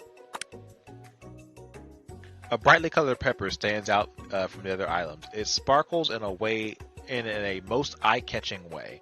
So naturally, you reach out, grab it, and eat it right away. However, your body is not prepared for the heat. Fuck, I'm gonna die. The pepper has triggered an intense spice hallucination. It feels like forever as you trip through the universe. Ghost of student. My friend. Ooh. This guy again. I'm here to give you an important message. Ooh. You must avenge my death and fulfill your destiny. Ooh. All you must do is... I was saying, to fulfill your destiny, all you must do is... Sorry, I think I got some spice stuck in my throat. It's fine, it'll work its way through. To fulfill the prophecy, you must... You feel yourself begin to regain consciousness. Oh, man! You come to and find everyone is staring at you. That pepper was the last of its kind on Earth, and now it's gone forever. You think to yourself, geez, I should pay better attention. We all make mistakes. I'm sure he'll forgive you someday. Come on, it's time for lunch. Before anyone can relax, the cafeteria lights dim. Okay, well, I didn't die. And your rivals enter to make a dramatic announcement. Today's lunch will be prepared via time competitive cook-off. Okay. The level of theatrics for these two is off the charts. They really are like Jesse and James, low-key. I kind of want to say you're on. Step up and tell them you're on. Yeah, you're on, dude. A bit of lunchtime competition, huh? Count me in.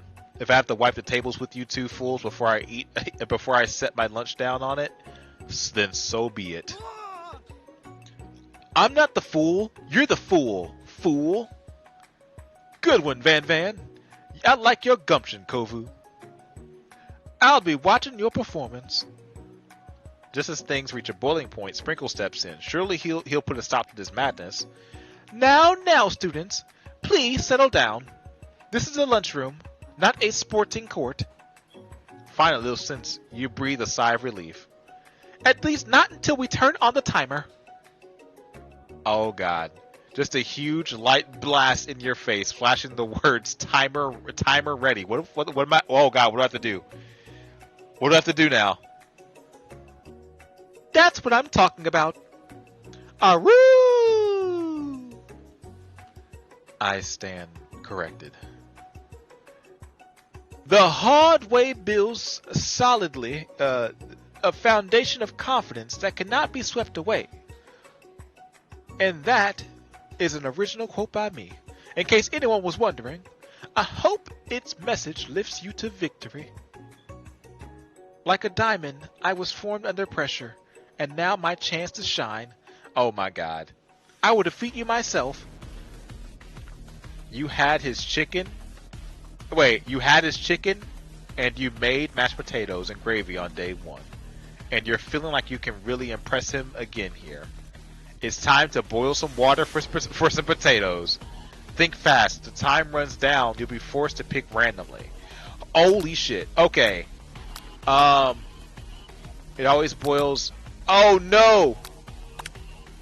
That's right. I just chose random. I'm not gonna lie. I chose randomly there. I was not expecting. I was not expecting the timer to actually pop up, dude. Okay. Okay. Okay, so I know what to expect now. That's right. But how would it have gotten into the school without knowing that? Winner gets to rub my furry belly. Let that enticing offer motivate you. You're going to need to season this chicken before you cook it. You don't know Colonel Sanders' recipe exactly, but you have an idea. How many herbs and spices did he say he used? 11. 11. That's right. You might not know all the ingredients yet, but at least you're headed in the right direction. Tail wagging intensifies. Now that you've gotten some basic steps going, it's time to elevate your craft. What state of mind offers the most flavor? Gratitude. That's right.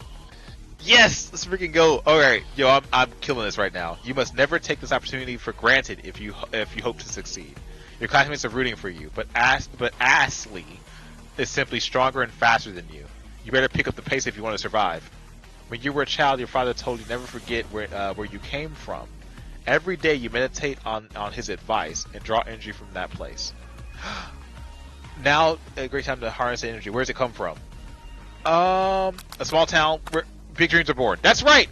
This is your shot, and you're not going to miss it. Dude, this is killing me. This is rapid fire right now. Aroo! You try to shut out the noise of the arena and focus on your cooking. What's the sound of success? Silence? That's right! Okay. Ooh, oh my god, dude. I'm choosing all the right answers right now. Yo, maybe I'm a chef. Your boy is cooking. No pun intended. Alright, here we go. That's right. When they taste your cooking, they will be so taken with that they'll be unable to speak. That should make sense. The sound of success in cooking is probably silence, or people just talking a lot. I don't know. You notice Colonel Sanders out of the corner of your eye. I believe in you, Kovu. He's actually cheering you on. Which would be awesome, except knowing he's watching you makes you totally forget what you're doing. Now all you can think about is Colonel Sanders. Oh my god. How many spoons of gravy? Oh my god. What were you thinking? Get your mind back in the competition? I didn't even read the question, dude. Grrr. You were stranded on an island with only one dessert cookbook. Which do you take? I'm stranded on a desert island with only one dessert cookbook. Which do I take? What a hunk. Oh my god, dude. There's no way. There's no way. I know, right? You know what? Shouldn't you be focusing on the challenge? You're falling behind. Oh my god, dude. Dude. None of the options were right. None of the options were anything having to do with the question. What does that have to do with crafting spectacular fried chicken and delicate baked biscuits? Exactly. Woof woof. You're really struggling to keep up. At the next station, Ashley has already begun plating elements of her dish. It's colorful and complex. To make up time, you toss your biscuit dough into a standard mixer. As you do, the crowd gasp. Yikes. I know you love nothing more than seeing a fellow appliance utilized in a kitchen battle, but sometimes that means sacrificing the personal touch.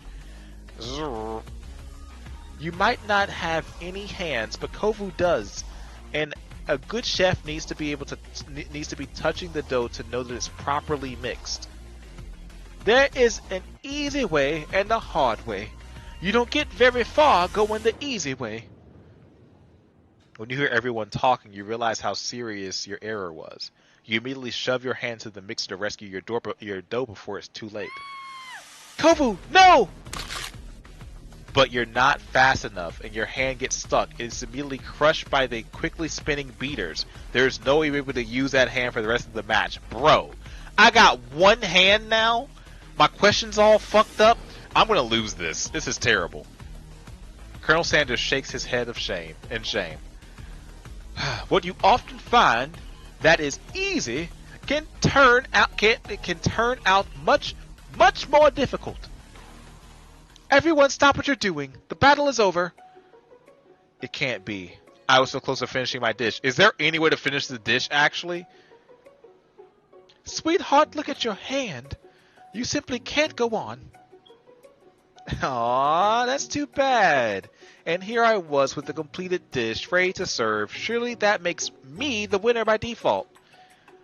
No, it wouldn't be fair to compare the two on account of Kovu's injury. You see Sprinkles begin to lick the doggy chops as he locks into the dish. But I suppose you should at least tell us what you prepared. Well, because I'm the sweetest, I skip straight to dessert. Under this white chocolate dome, you find a wide variety of delights, taking you on a journey of flavors that taste good and tell a story of excellence. I was going to ask Kovu to do the honor, but since you're injured, I'm afraid that the pouring the creamer of delicate hot chocolate sauce might be too difficult. Colonel Sanders, if you wouldn't mind lending your strong, steady hand. Colonel Sanders pours the hot chocolate sauce on top of the dome, causing it to melt away and reveal the ingredients hidden within. Inside, you find a delicate fried cheese croquette atop a slice of honeycomb, ice cream 2 ways, tender nougat, and pearls of blueberry. Is that jelly? Why is it spelled like that? Is it pronounced a different way? It does look good though, I'm not gonna lie. Why would you embarrass us in front of the fine ass Colonel Kovu? It wasn't me. None of those answers were the right answers. Colonel Sanders seemed intrigued, but perhaps not impressed as he dips his finger into the chocolate sauce. Simplicity isn't your strong suit, is it, Ashley?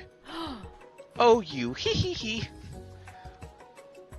As he places a sauce-covered finger onto his lips, Ashley leans over and whispers something into his ear. A dab of sauce sticks to his mustache. Put yourself between Colonel Sanders and Ashley. Internalize. I feel like. Do I get in the middle of this, or do I just kind of simmer for a minute? I feel like fighting her will make him dislike it.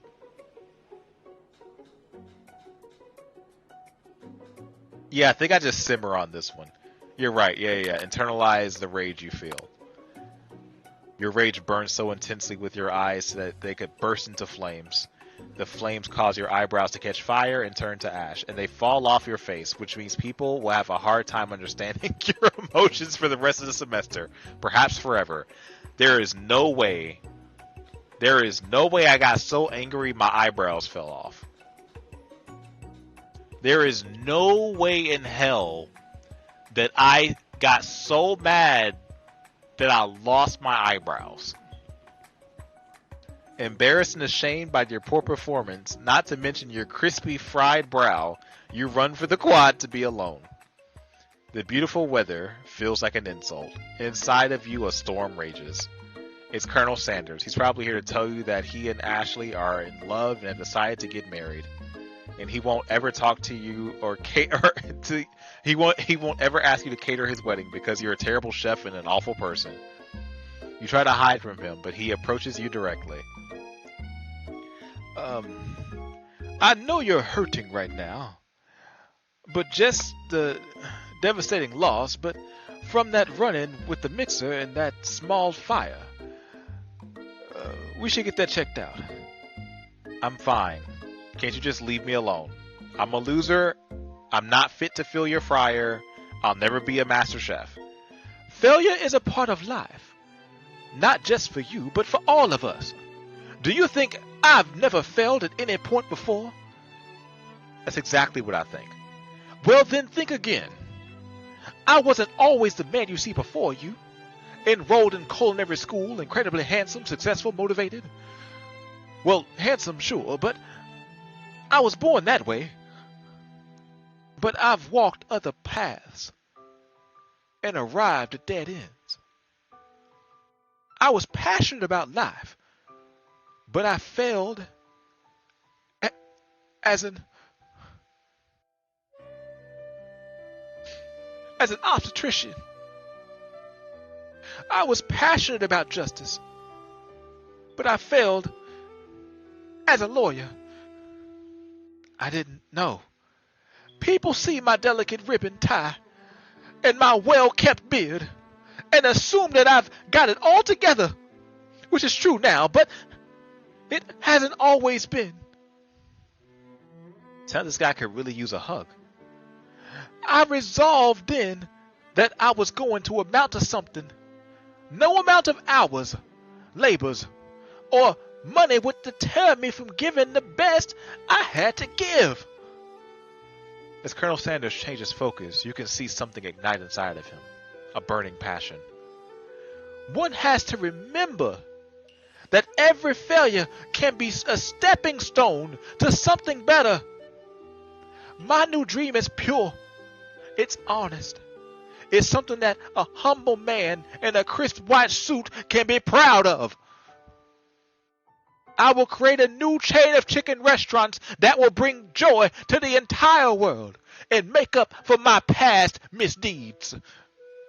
Yay! Just as your moment grows intimate, you're interrupted by a threatening, shadowy presence. Battle scarred from the night before, you prepare for the worst. It's a spork monster.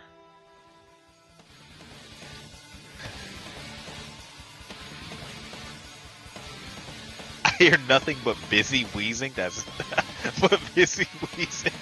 I love that. Broke hand and no eyebrows. That's fucking wild, right? Broke hand and no eyebrows. Gorko the spork monster is here to fight a hero. Is anyone else feeling a bit of deja vu? I'm sorry, Gorko, but I could have sworn we've already battled you last night. That was Borko, my twin. I am Gorko. I here to avenge them. Are you stronger than Borko? Well, we're twins, so no, not really. We're pretty much exactly equal in every way. Why do you ask? Colonel Sanders smarks. He already is on the same page as you. It's just that we beat Borko pretty easily, so I don't think you have much of a chance. Not to mention, I feel really guilty about that. If I could take it back, I would. I think what Kovu is saying, can't we just be friends? Life is too short for making enemies. I suppose we really don't need to fight. It's just I've got these pointy teeth and claws. All the better to enjoy tasting foods. Surely you like to eat, don't we all? Of course I do. Inspiration strikes you as you come up with a quick idea. Chomp on this. You toss a biscuit into Gorko's open mouth, and he devours it in one gulp. Delicious. You're much nicer than the evil students who once upon a time turned me into a creature who stands here today. I don't believe it. Wait, you were human once? Well, no. I was a chihuahua, but I was a student at the... wait, what? Well, no, I was a chihuahua, but I was a student at the school until one day some mean kid with a magical spellbook cast a dark enchantment on me, and I was forever transformed. A magic spellbook? Precisely. Borko used to have a copy, but somewhere along the way I've lost it. If you find a book, I beg you respect it. You're a powerful chef, and I shouldn't rely on such shouldn't rely on such evil and dark magic. No, you should be protecting the innocent from those who would cheat them through sorcery and guile. If you need me, don't fear, I will be there. It sounds like there are some bad cooks in the kitchen of life. Kovu, together I am sure we can defeat them. Come back to my hideaway and we can discuss. A personal invitation. You can't imagine what Colonel Sanders' home must be like, but it sounds like you're about to find out. Stepping inside Sanders' home, surrounded by his things, you start to feel a little special bond with him. It looks like you've lived such an exciting life, Colonel Sanders. Every day can be an adventure if you approach it with the right attitude. Long ago, I made a decision to never stop searching, never stop working, never stop imagining. Have you been working on any new recipes of your own lately? I'm always excited to talk about food with another ambitious chef. Well, there is something. Just a side dish that I've been tinkering with, trying to find the right balance of flavors and textures. I'm not sure I've nailed it yet, but it's close. Colonel Sanders' eyes perk up as he starts to wonder what dish you might be describing. It's meant to be paired with something spicy or something crispy. Perhaps both. Now you've got him right where you want him. Should you reveal your new creation to him or keep it a secret just for you? Ooh. Deep fry the Colonel? You guys. I honestly expected him to try to choke on the dryness. I hope that biscuit was dry to choke on. He and You think Colonel Sanders is an op? You think I should keep it a secret? It's one of those things where he did tell me one of his secret ingredients.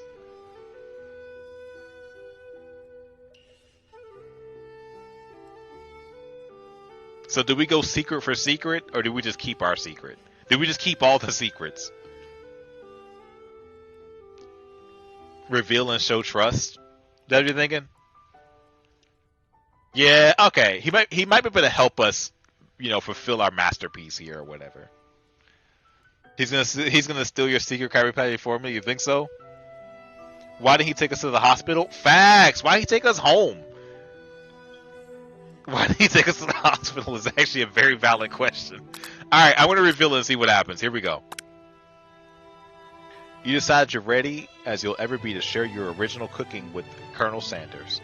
Before you can talk yourself out of it, you decide to dive in head first. You reach into your lunch bag for a special dish that you've been keeping on ice all day.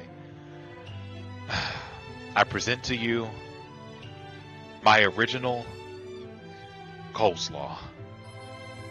The shredded cabbage dish glistens in the light of Colonel Sanders' Lux hideaway. Magnificent! Together you chow down on a creamy slaw until it's just a spoonful remains in the bowl. Do you mind if I hold on to this last bit?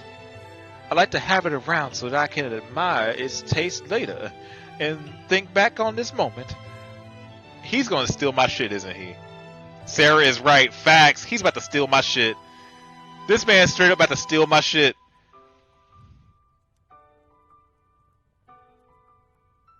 Wait. Pause. Wait a second. Is that the history here? Wait a minute. Miriam mentioned that she met a guy a long time ago that worked in an herb garden. Did Colonel Sanders steal this man's herbs?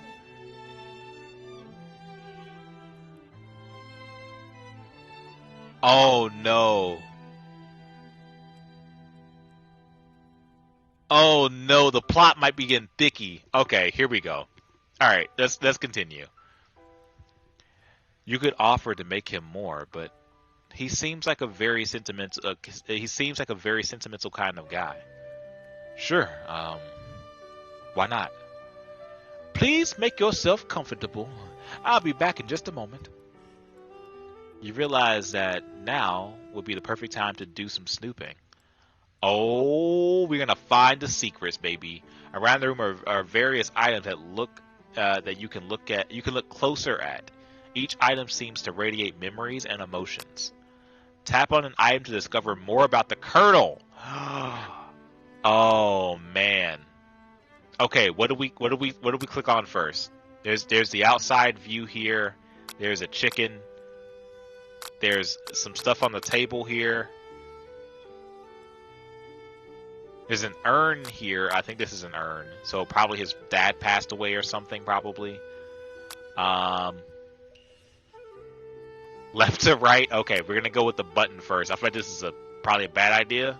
But we'll see it. We'll do it. Here we go. This is going to be where he keeps the secret recipe. You think for a moment, what number is important to Colonel Sanders? Then it dawns on you. As soon as you turn the dial to 111111, the safe opens. Inside it, you find a single note. Can chicken be prepared sashimi style? Can chicken be prepared sashimi style? Can chicken be prepared sashimi style? That's actually a really good question. I feel like if you marinate it, long enough to where like it kills all the bacteria and stuff, and depending on what you marinate it in, you probably could do a sashimi style.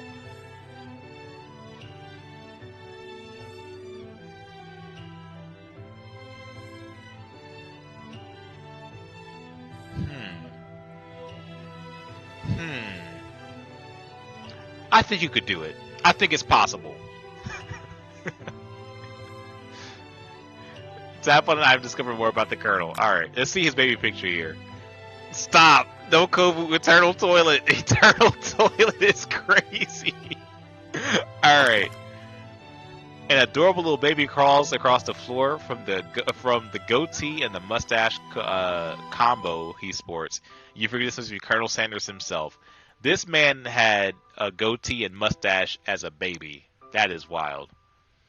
That, or maybe it's a drumstick that seems like he was waving like a rattle. Who frames a baby picture of just themselves?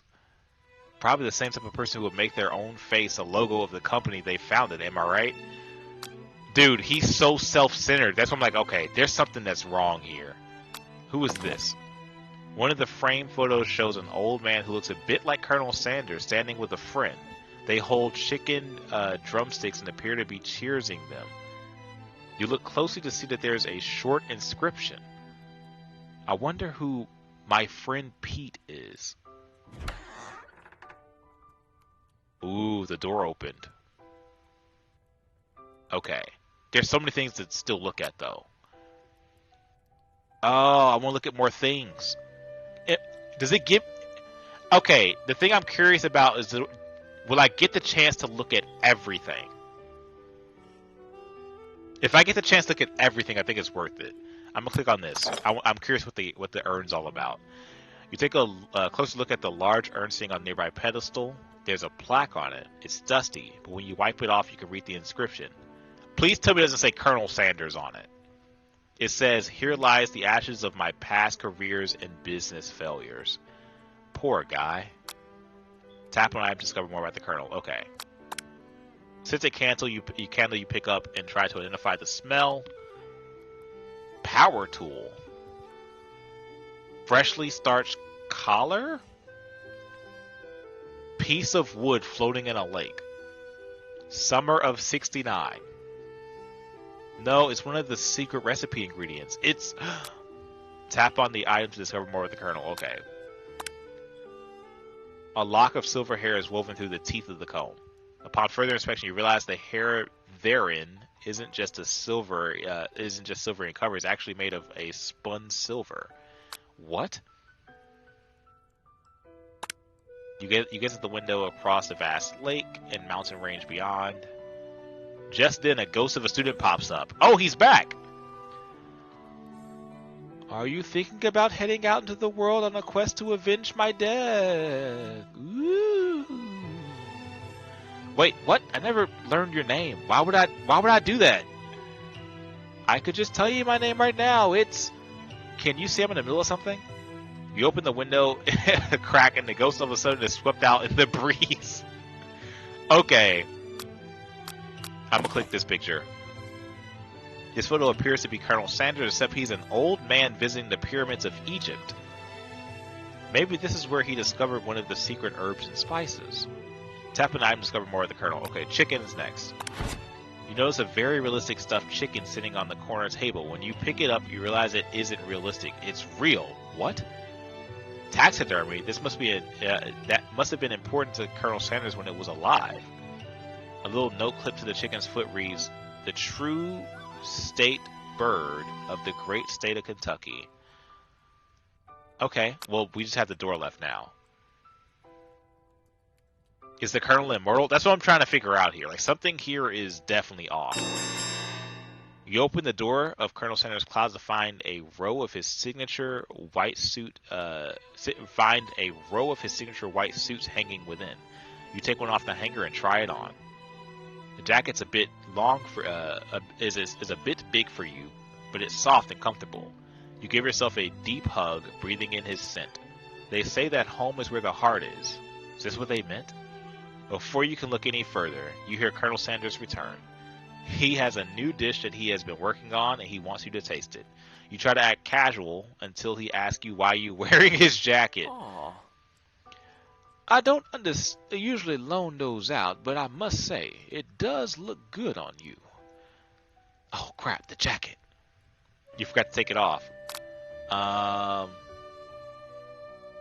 You tell him you're cold. You fess up and tell the truth. You decide that now is your moment to make a big move.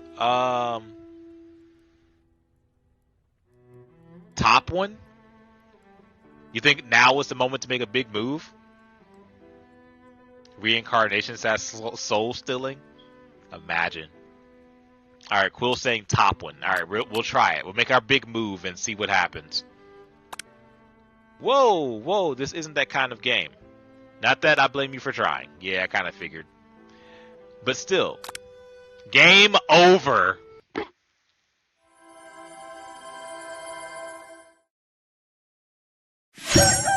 Oh, wait. Did I double click? Uh-oh. I might have clicked give up. Oh no. Continue. Let's see if I can continue where I left off. Yeah, I kind of figured it was too soon, but I was like, all right, we'll try it. We've had so many negative moments leading up to this. I was like, I don't think now is the time to do this. No! Oh, I have to do this all over again? Oh my glob, dude. Okay.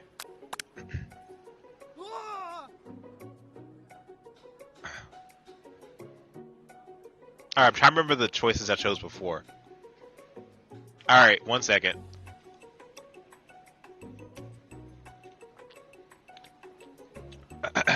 Okay.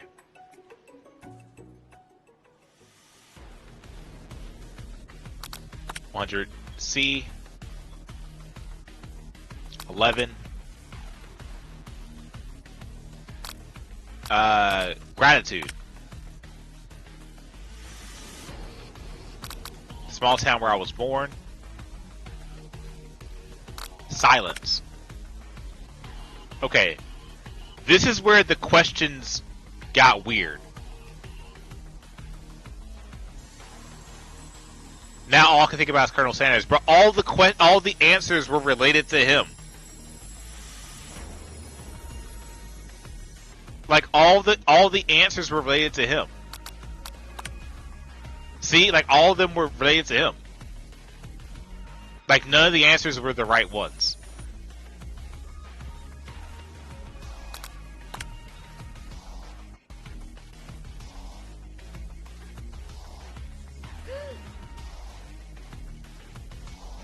Okay, yeah. So no matter what, this was gonna happen. This was just written to be this way. So no matter what, this was gonna happen.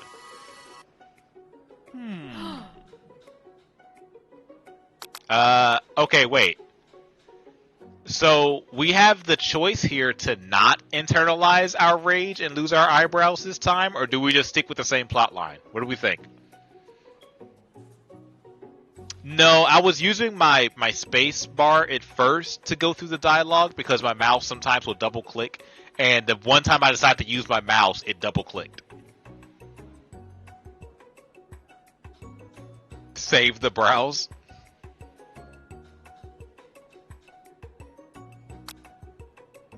All right, number 2, my lord. All right, we're gonna try to save our brows this time. See what happens. You reach out with your apron and wipe the sauce off of his glistening face. Oh, I don't know if you like that or not. Colonel Sanders recoils and brushes you back. Oh no. This goatee isn't just a fashion statement, it's also functional. I was saving that flavor for later. Game over? Okay. So we have to lose our eyebrows. After this shit all over again. Fuh. Okay.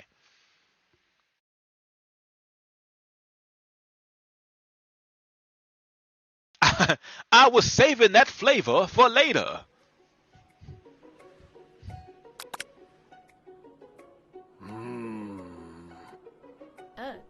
Oh, I accidentally double clicked again. I used my mouse again. That was my fault. Let me move my mouse like over here in the corner.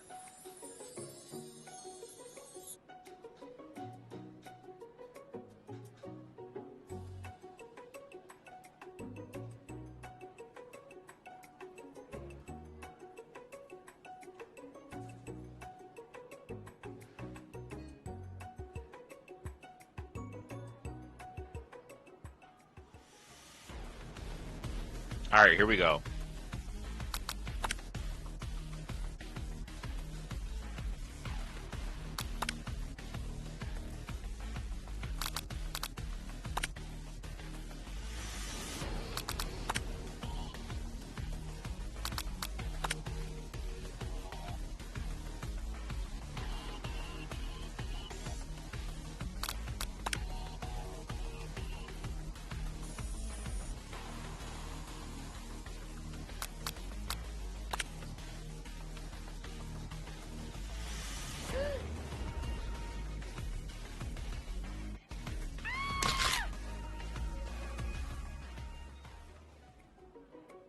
Dude, that means there's no way to save our eyebrows.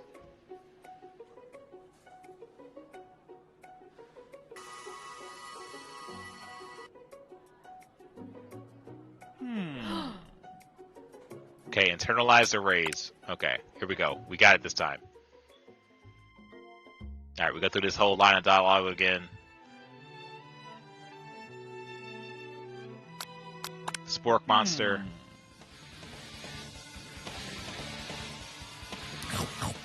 Give it a biscuit. He eats the biscuit. He likes the biscuit. We're now friends. Now we're in his house. I gotta click all this stuff again. Okay.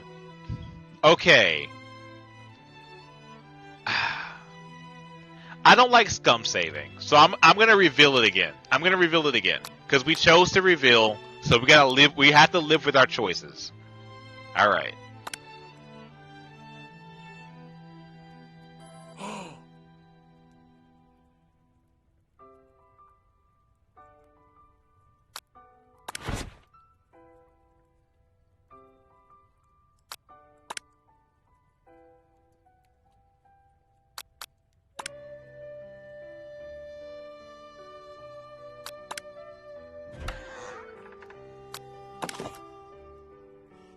I'm just gonna click through all of it so that way I have it in case I need it.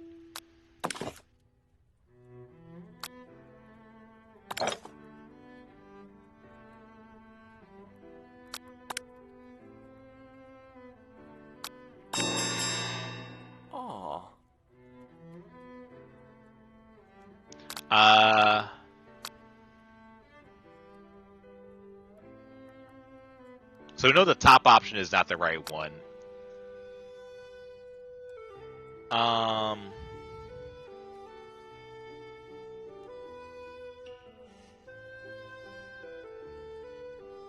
I'm gonna tell them that we were cold. Why not? I don't know what we're actually wearing. And if I end up dying again, I guess I just die again. I'm so sorry. I didn't mean to intrude. I just got a little cold and thought this might warm me up. Colonel Sanders smiles and scoots close to the fireplace. It's warm by the fire. Why don't you come a little closer?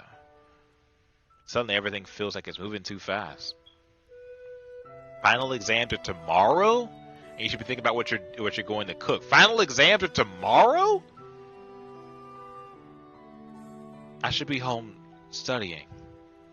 Overwhelmed, you take off your jacket and run for the door. But the thought of leaving Colonel Sanders in the midst of such an emotional breakthrough gives you pause. You stop yourself. Colonel. Yes, Kovu. I honestly think that this may be the beginning of something wonderful. I think you're right. We should, take things slow.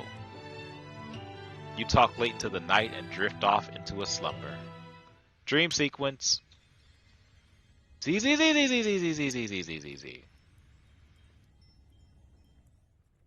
You awake to a beautiful morning in Colonel Sanders' hideaway. Did you make the right decision on how to respond to Colonel Sanders? Only time will truly tell. Today is a day that could change the rest of your life. You think about the new secret ingredient you just learned about. In some jurisdictions, blank isn't even illegal. But if the recipe is a secret, how will they know? Your thoughts are interrupted by when Colonel Sanders emerges into the room. He's holding a gorgeously plated breakfast, and your mouth waters at the sight of it. Here's a simple breakfast I just whipped up. It's meticulous. It's quite literally a fried chicken drumstick and a biscuit cut in half with some butter on it. Okay, wait, but hear me out. Though. I'm a sucker for a nice buttered biscuit though. Like, I'm not gonna lie.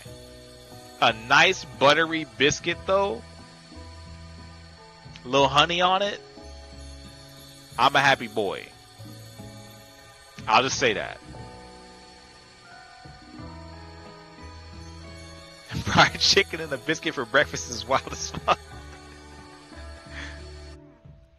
You taste Colonel Sanders' food and it takes you on a journey. When you return, he's waiting to ask you an important question. So, would you say that we're the perfect match? How presumptuous. My cuisine and your taste buds, that is. Such confidence, such grace. Could it be the world's greatest gift to cookery? Should we flatter him or take him down a peg?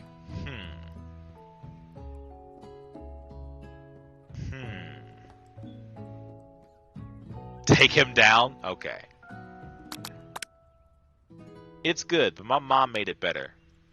Colonel Sanders' expression grows serious. Did your little jab land too hard? Colonel, I know what you're going to say. I need to be better if I'm going to leave my mark on this world. A single tear begins to pool in the corner of his eyes as he gazes out the window. And with the right business partner, I know I can't fail. Business partner? Can we be talking to you? It's all happening so quickly. Overcome with emotion and confused by your feelings, you're on the verge of tears, unable to speak. The only answer you can find is to run out the door and get home. There's still one more day of school after all. The University of Cooking Academy of Learning waits for no one. You get home to find something very surprising. Your best friend is waiting for you. Where have you been? Because I had one heck of a night. I've been desperate to talk to you about it, but I couldn't find you. I got worried that something had happened to you. It's okay, I was just... But now that it turns out you're fine, I can finally get up to speed on the saga of Miriam. Sure, but you will not believe what happened to me after school yesterday. I went on a date. I think I could believe that. Since I was partnered up with Clank, he asked me to go out with him. Of course I told him you better keep your dials turned to polite and respectful. I'm not that kind of girl. But he was just interested in spending some one-on-one time together and getting to know me. So I said, yeah, sure. And I can get to know you sure, I can get to know a little metallic guy. Long story short, he took me skydiving with his friends, but things quickly spiraled out of control.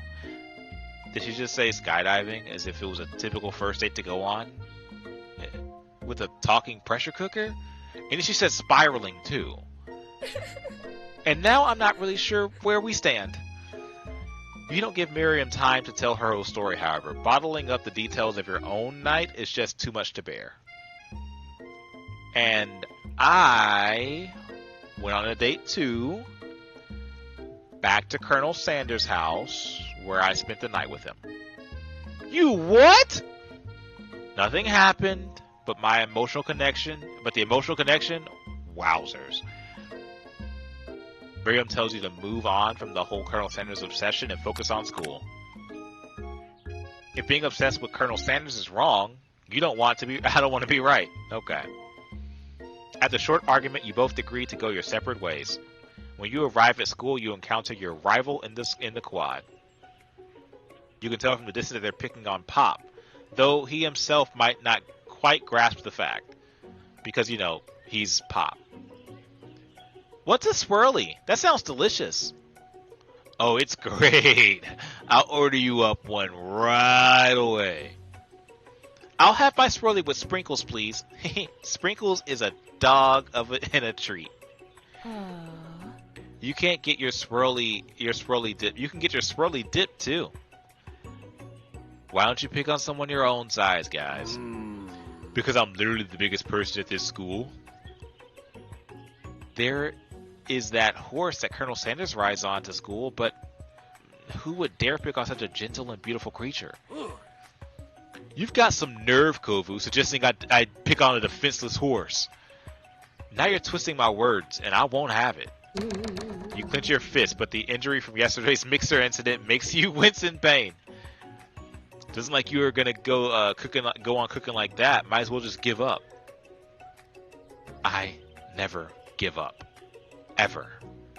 Colonel Sanders arrives just as it appears things are close to a boiling over. A naturally intuitive person, he senses that something might be going on. Is everyone excited for the final day of school? Kovu, how's that hand feeling? I'm sure you'll be back to fighting form by this afternoon. Aren't you concerned about my hand, Colonel? Yesterday I almost broke a nail winning so hard. Technically, I don't believe a winner was decided, but your presentation was quite impressive. What is he doing complimenting her? But what about the favor of my delicate, warm, gooey chocolate sauce? Okay. Alright, Ash. You ain't gotta talk about your gooey sauce, bro. Calm down. Calm down. Alright? It was, clear that you're passionate about how your food is received. That's a lot of words to say it was bland. Excuse me, Kovu. I am more than capable enough to speak for myself. Maybe you could tell me more of your thoughts as we walked into class, Colonel. I am always interested in discussing the fine art of fine foods.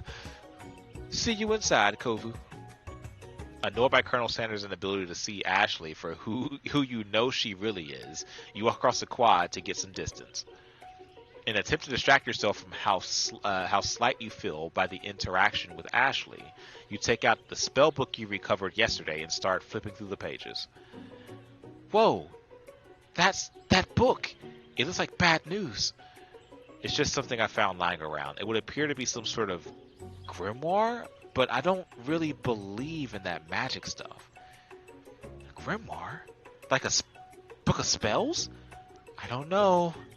Who would spend so much time decorating a magic book if they weren't really powerful? I can think of one surefire way to find out. You open the page covered with arcane warnings, cast only in case of extreme emergencies. It says around the edges of the page. I could use this spell here that says it will erase anyone who I choose from all of my memories. If I scrub out Colonel Sanders, it will probably help me focus better in the upcoming final exam. That's way drastic. Maybe you could do something else, like anything else, not rooted in dark magic. Maybe tie a string around your finger. Okay, fine, it is drastic, but desperate times call for desperate measures. You've got a memory erasing spell sitting right in front of you, and a pretty good excuse to try it out. Ooh. Ooh. I'm getting a don't do that, and I'm also getting a YOLO.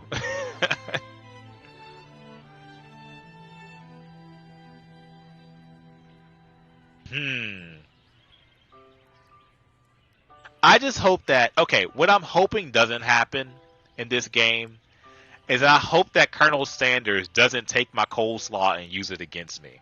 That's what I'm hoping right now. I sabotaged my night with Stray. Wait, what do you mean you sabotaged your night with Stray? What happened? I will walk out right now. Okay, Quill, jeez. No need to threaten us. But that coleslaw is goose? Yeah. Alright, we're not going to do it. You take your friend's advice and put the book away. It's almost time for class. Sprinkles is already in the room waiting for the students to arrive.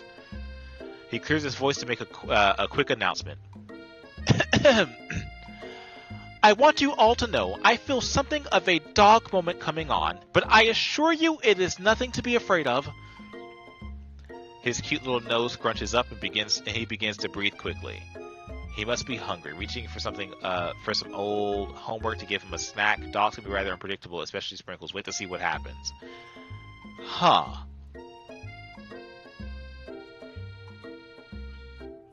Do we give... Okay, wait, why could he be panting or breathing really quickly?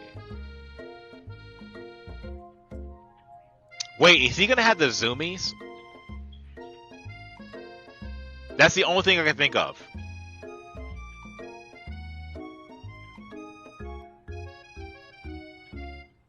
That should be unpredictable. I think he's gonna have the zoomies. We're gonna see. Wait to see what happens. Sprinkle stops in his tracks. He focuses out the window. The room is dead silent. When you follow his gaze, you see a tiny orange squirrel perched down the cherry tree outside. Sprinkles turns feral and runs to the window of the classroom. He begins barking uncontrollably at the squirrel outside. Terrence! I told you never come back here! Terrence! I will destroy you, Terrence! Sprinkles is barking ferociously, drool flying off his face. The squirrel looks over, but he doesn't say anything back. You wonder, is that even a talking squirrel? Who named him Terrence? You better not show your chubby cheeks around here ever again, Terrence! After Sprinkles is satisfied with his presence, that his presence has been felt by not only Terrence, but by any other squirrel in hearing distance, he returns to his professorial tone. I apologize for my outburst. This actually brings up an important point. Thank you, Kovu, for reminding me to dole out this indispensable bit of wisdom. You see. But before he can go any further, Miriam's love drama spills over into the class. Sprinkles is interrupted by a whirring and sparks coming from the back of the room. I told you to save it for after class. You think I want to be thrown from a plane strapped to a stranger? Miriam and Clank appear to be arguing, but they still haven't learned to speak Clank's language of mechanical noises yet. But no, you have to show off your cool kid friend Jeff and Joan, J&J forever. Watch us form a triangle in midair as we descend. Triangles are the strongest shape, don't you know? Yeah, well, that doesn't make it a great date. Then take Jeff and Joan with you. You can hold hands as you pedal down the mountain or off a cliff for all I care. Clink begins to shudder. Steep forms out of the gaps of his panel, and then a loud ding stops him in his tracks.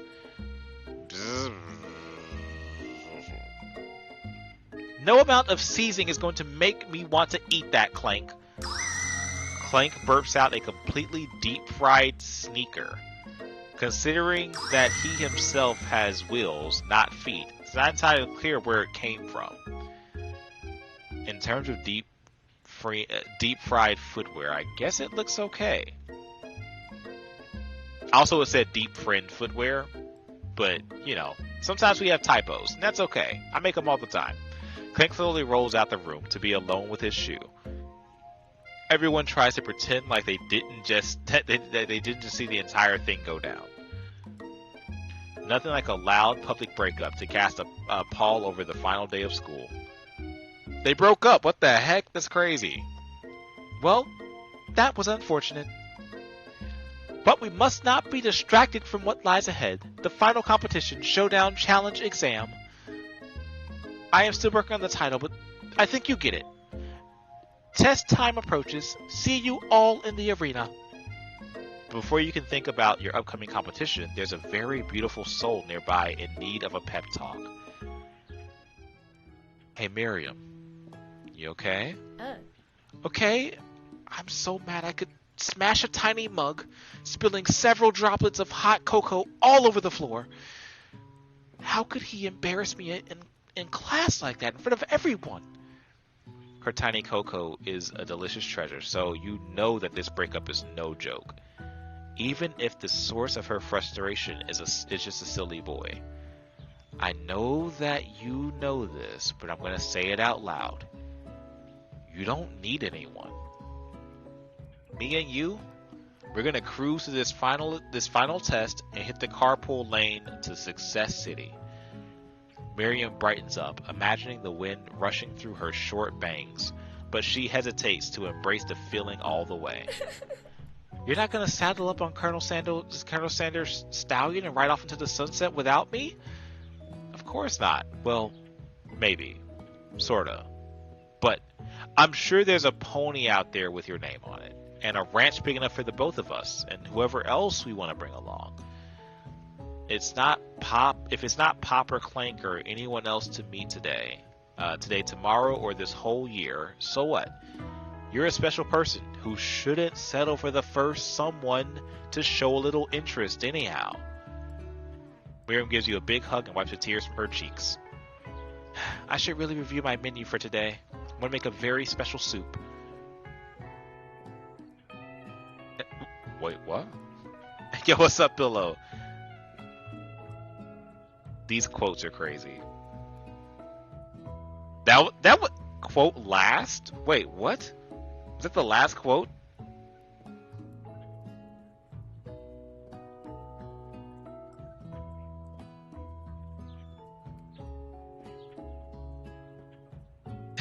Wait, what was this?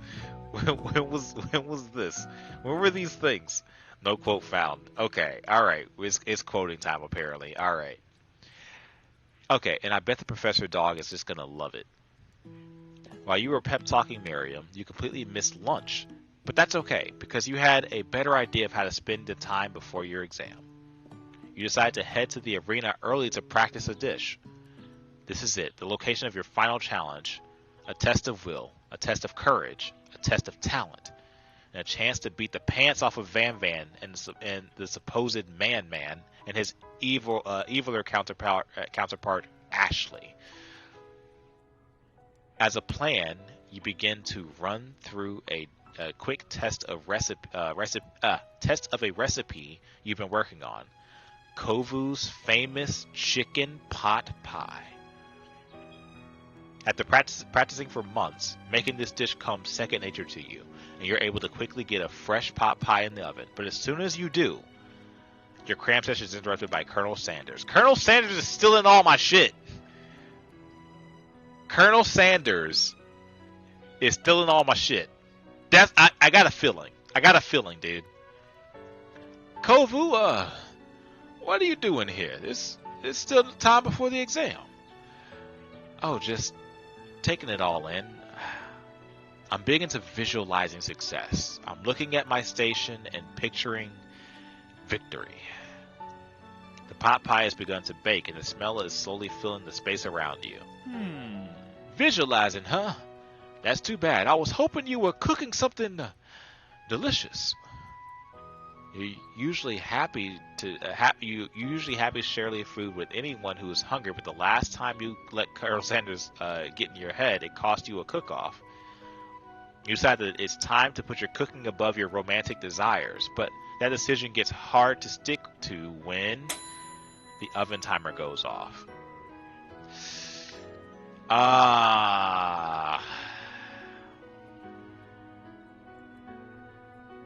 Do we tell him? Ignore it? I think we have to ignore it too. The fact that he was like, "Oh, this coleslaw.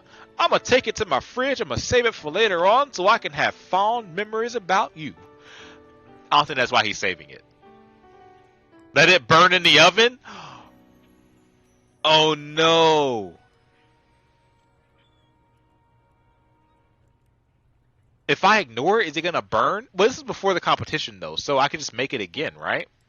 Ignore it like there was no sound at all. Did you hear that? Hear what? I distinctly heard a bell chime. Psyop must be training Sprinkles to do a trick. I bet his mouth is watering. Strange. I was gonna say that my mouth was watering. Alas, I'll have to look somewhere else for something tasty to put in it. Smoke begins billowing out of the oven, filling the arena around you. Fuh! Cough. Yep, I guess you cough, Will. I'll leave you to it then. Happy visualizing. Disappointed, Colonel Sanders leaves the arena. When the coast is clear, you finally open the oven to find your practice pie has been reduced to ash. Smells like lunch. Oh, I accidentally double-clicked. My bad. There's no time left. The final showdown is about to begin. Sprinkles lays down the ground rules. Holy crap, that music kicked in so loud. Alright. There are no rules, that is, except to cook with everything you've got. You step up for the cook-off of a lifetime. You decide that mac and cheese plus the pot pie you've practicing are just the dishes that will push you over the edge to victory. Meanwhile, both Van Van and Ashley are prepping wildly elaborate dishes, per their usual over-the-top selves. Miriam has her giant magnifying glass and several sets of tweezers. She's definitely preparing to go big, going small. Colonel Sanders seems to be harnessing his 11 herbs and spices, but he's trying to find a way to improve something perfect. His original recipe, fried chicken. I swear if this man comes out with motherfucking coleslaw, I'm about to be upsetting. Here we go. The intensity in the room starts at a full 10 out of 10 with a frenzy of action. Everyone is calling out a really cool special cooking moves as they prepare their food. Wow, this is getting serious. Colonel Sanders batters his chicken as it levitates through the air. Egg wash! Miriam furiously injects ingredients into an itty bitty pot of broth. Best friend Bastard Blaster! Van flexes his pectorals as he chops open a sea urchin. Let's rock and roll. Ashley scoops her pastries off the tray with lightning speed. Shallow personality spatula! Even Clint gets in on it. 5-dial pressure pointer chicken cooking technique. Wait, when did Clank learn to speak English? It's the singularity, as it was foretold. We mustn't let it happen, or the appliance uprising will take us all. Self-destruct. Van quickly unplugs Clank and rolls him out the back door of the arena. What the fuck just happened? As you frantically prepare your dish, you notice Ashley has her spell book out. Is she going to use some dark magic to turn the tide? You've got a spell book of your own. And you're desperate not to see her win another battle. You should take the opportunity to fight magic with magic, even if it's almost certainly evil magic. Dude, we're not using the evil spell book. I'm doing it the hard way. Do it the hard way. Yeah. Who needs magic when you got passion? I'm going to do it the hard way. Colonel Sanders sees that you've chosen to win on your own terms, and he gives you a subtle wink from across the room. I believe in you, Kovu. Miriam notices too. And I've always believed in you, Kovu, since we were little kids, because I'm your best friend forever. You turn to notice Miriam is at your station cheering for you. Miriam, what about your dish? If you're here cheering, who's cooking? Tiny food, short cooking time. I'm actually already done, so I thought I'd help you. Oh, that's sweet, but... Miriam tosses a handful of spices directly into your boiling noodles. It's the secret ingredient. However, she doesn't know that you lied and the ingredient was made up. And where in the world did she find the Eye of Newt from? Oh, she was the real one that was trying to help us all along. Oh no. We shouldn't have lied to the homie. We messed up. The boiling pot explodes, sending Miriam flying backwards. The watery noodles begin to swirl in the air, bubbling up into a dark cloud that thickens and congeals before your very eyes. She made a fucking creature, didn't she? Spork monster. It is I, Steve, the spork monster. Steve? Wait, what happened to Gorko? You're not here to battle me, are you? We spork monsters are many. I think Gorko had a day off, but you might have conjured Steve, and I hate to battle, so I'd say you're doing pretty alright. Oh, hey, you're in the middle of cooking competition. I love this stuff. It's better than on TV. You crazy kids and your culinary skills really impress me. Mind if I hang out? I'm sorry, Steve, but I'm kind of in the middle of something. Do you mind? Steve the Spork notices that you've got a grimoire stashed beneath your cooking station. I see what you're up to. Crisscross some magic items and accidentally summon me, huh? Yeah, you guessed it, sort of. If you're here, would you mind tossing some fresh noodles in a pot of salted water? I'd love to. I've always wanted to do a top shelf, actually. You know, when I was just a little spork pup back in the old country, oh my god, you can feel a spork monster winding up to tell you a very long and involved story. You don't know exactly where he came from, but it seems like it was probably lonely there. Actually, you know what? Maybe you should watch from the stands. I really need to focus on this competition. I understand. It's kind of like the time the monster school that I had fallen asleep during the tactics class, and when I woke up, you tossed a serious stare at Steve, and he takes the hint. Never mind, I'll tell you later. Good luck.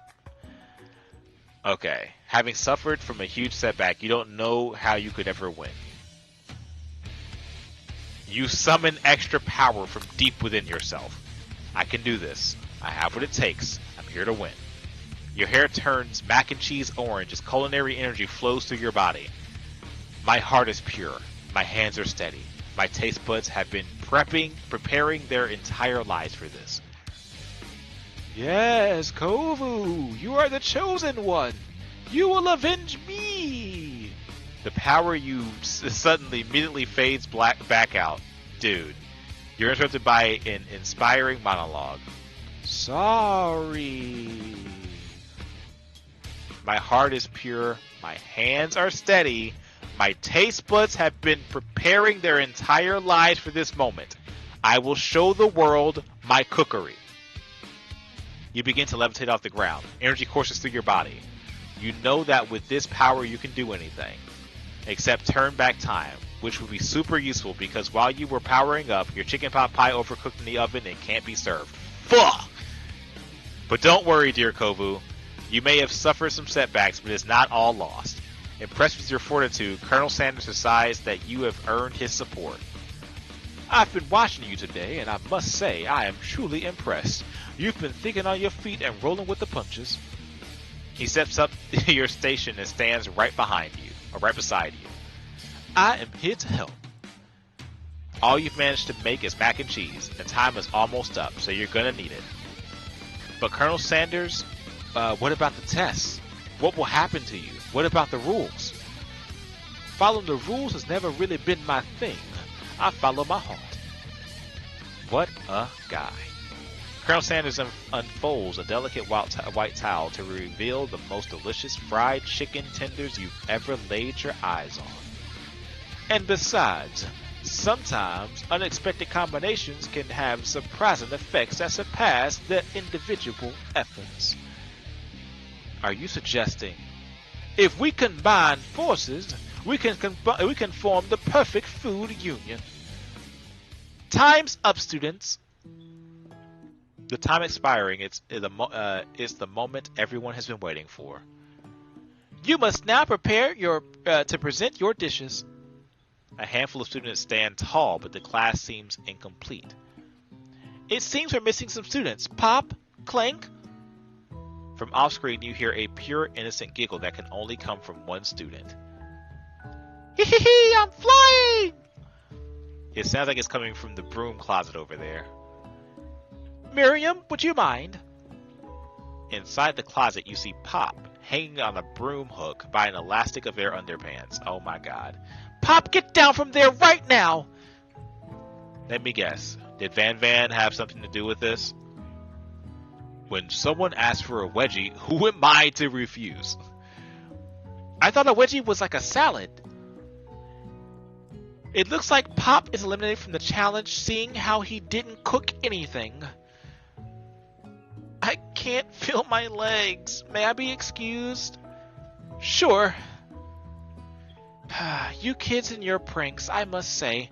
It's not the worst prank in the UCSAL history, but it's not exactly yearbook material. Wait a second. Pranks. Clank! Where did that pressure cooker roll off to? You want to hear a signature. You wait to hear a signature world beep or other. Sorry, anatomopedia. Poia. How do I pronounce this word? Onomatopoeia. Oh, onomatopoeia. Dude, what the heck? I feel like I've never read this word out before. Holy shit. Okay, you went to hear a signature whir, beep, or other onomatopoeia, but there's nothing. Holy shit, I've never read that before. Alright. Somehow, he must have gotten unplugged. I guess we'll have to figure that out later. Yeah, it's spelled really weird. I was like, what word is this? That leaves only 4 remaining students. Please select your final projects. Yes, it has been a long semester. Wow, 3 whole days long. But after days of hard work, the time has come for me to eat. Miriam, please step forward. Now, describe your dish. I've made tender udon noodles and savory soup. Her and these tiny meals, dude. It looks so good though, dude. I'm not gonna lie, it looks so good. But it looks so good though. Oh man, okay. My word, it's so delicate. It's so teeny tiny. Naruto Maki, I spy a float in this itsy bitsy bowl. Yes, chef? Please call me Sprinkles. Chef is my father's name. Yes, Sprinkles. And some green tea made from baby tea leaves that I picked myself. I need some more water. 1 second, guys.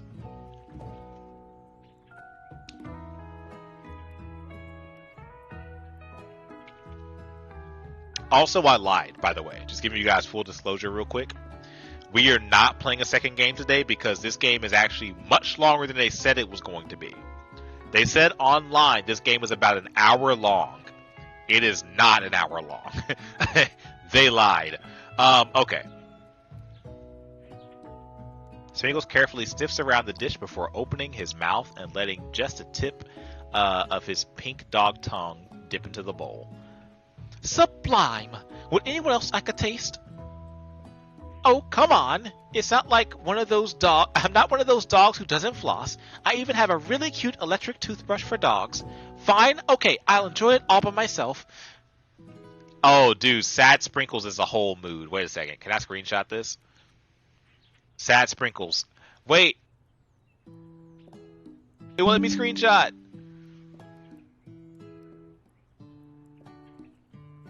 Alright, there we go. Wait, let me put it in the Discord real quick so I can save it for later. We're gonna put it here in general real quick. There you guys go. There you guys go. You guys will love that. You guys will love that. Okay. And in a flash, an entire meal has been devoured. Not that it took much. It was less than a thimble worth of soup. A+. Rarely do I taste a dish with such a love poured into it as yours. Miriam is overjoyed. She gives you a huge hug. Thank you, Kovu, for helping me to believe in myself. Van, you're up. Now describe your dish. I made uni over smooth egg custard in an axe-hue urchin shell topped with caviar. Did you skewer one of those urchins with spines from a second different color type of urchin? Yes, Sprinkles. A bit much, don't you think? Yes, exactly why I did it. A bit much is a kind of my brand. Doesn't it look cool? Sprinkles leans in and sniffs the uni, but he can't get his nose close enough on account of all the spikes. He begins to paw at it erratically, causing the custard to slosh around. Woof woof. Please be gentle with my cuisine. Grrr. Finally, Sprinkles goes all in, tongue first, but he can't get past all the needles. He reels back and his tongue is poked and prodded. Youch! My tongue! The professor appears to have an allergic reaction to the sting. I can't eat this. It keeps poking my tongue. Disqualified! A stunning turn of events. Who would have thought that serving food in a bowl made of needles could make it difficult to eat? Dejected, Van does not go gentle into the night. Disqualified? For glamour? Don't discount sympathy. This isn't the last you've heard of me. Before forcing us to endure his swollen tongue for another moment, Sprinkles graciously laps up a bowl of milk. I know. Yeah, I'm a dog and I drink milk. Get over it. Sometimes it helps calms my agitated tongue. Next student! Ashley! It's time to step up. Now describe your dish. I made Orange blossom Turkish delight in a light rosewater syrup topped with French meringue. Wait, is that how you pronounce that? Right? Meringue, right? The dude, some of these words. This is why I'm not a chef. This is why. With French meringue and connected by sugar glass. That actually doesn't sound too bad. Indeed, it's quite delightful. However, I ask that you please refrain from eating it or attempting to taste it in any way. It's very fragile and meant to be a display piece. Don't eat the food at a cooking school? Got toast in your eyes or something, Kovu? I told you, it's a display piece. Ashley, I must say, it is beautiful. However, this is a cooking competition. It is a cooking school. Yes, which is why I cooked it and did an extremely good job on it too. I didn't realize that we were having an eating exam. If I want to be judged on eating, I'd go to a college of eating school for the hungry. I suppose you could smell it if you absolutely insist, but don't breathe too hard. You might disrupt the sugar spiral. If the food cannot be eaten, it cannot be judged. You are disqualified. Rage overtakes Ashley, and she finally cannot keep her two-faced routine. You wouldn't know high-end cuisine if it cooked you. And with that, Ashley storms off to to rededicate herself to being the best, but this time without being shackled by trying to fake nice and be liked by everyone. This isn't the last you heard of me either. If this class gets much smaller, I'll be teaching myself. You and Colonel Sanders finally, the final cook, step up together. 2 chefs? What began as a bowl of delicious mac and cheese has become something else. He examines it closely, sniffing the bowl, and sniffing and eyeing the bowl. This is fucking so stupid, dude. I love it so much, though. This game is so ridiculous, dude. It's quite literally that, yeah, it's just a bowl. Just straight up a chicken bowl, dude. Alright. Uh-oh. I don't have a good feeling about this. From somewhere in the room, a literal drum roll plays. Just when I thought I'd seen everything in the kitchen, you give me this. This thing. And completely blow me away. In my 49 dog years of life, I have never tasted anything so delicious and perfectly balanced. It's so delicious, in fact, that everyone passes the class. You pass, and you pass, and you pass. Pop, I'm still unsure about you, but you might pass too. Everyone gathers around and partakes of the mac and cheese bowl. They all seem to transcend this reality into another dimension. You win. Together, you and Colonel Sanders have made a new menu item. The new menu item is so impressive, even the Van and Ashley are drawn back by its magnetic fragrance. When they gaze upon your mac and cheese bowl, they admit that you are indeed an excellent chef. Sprinkles declares that you have passed. Everyone has passed. There were supposed to be more battles, but come on. How could there be anything better than this one? Now that the school year is complete, and everyone has graduated, the students return for one last assignment to get their groove on. The cafeteria has been completely redecorated in order to serve as the site of the school's graduation dance. Compared to the massive high-tech cooking area, the humble decor seems downright cute and cozy. DJ Dog in the house! Ow! Unit Sprinkles was a master chef, but also a world-renowned turntablist? Who says you can't teach an old dog new tricks? Van and Ashley tell... Dude, okay, Ashley in these fits, though. I'ma need her to not look the way that she looks sometimes. Because, bro, I'm telling you, I need that. Men actually tell everyone that they've committed themselves to righting the wrongs they did while they were villains. For a moment, you actually believe them. Not another haunting. No ghost allowed at graduation. It's clearly written in the school's bylaws. I was never actually a ghost. It was all a trick to get you all to finally notice me. Oh, amusing.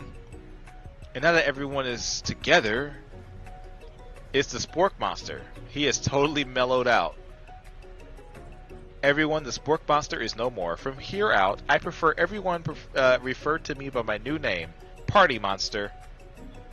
Party Monster. Student tries to finish what he had to say, but everyone is too wrapped up talking to Spork. Sorry, Party Monster. Dejected student walks off.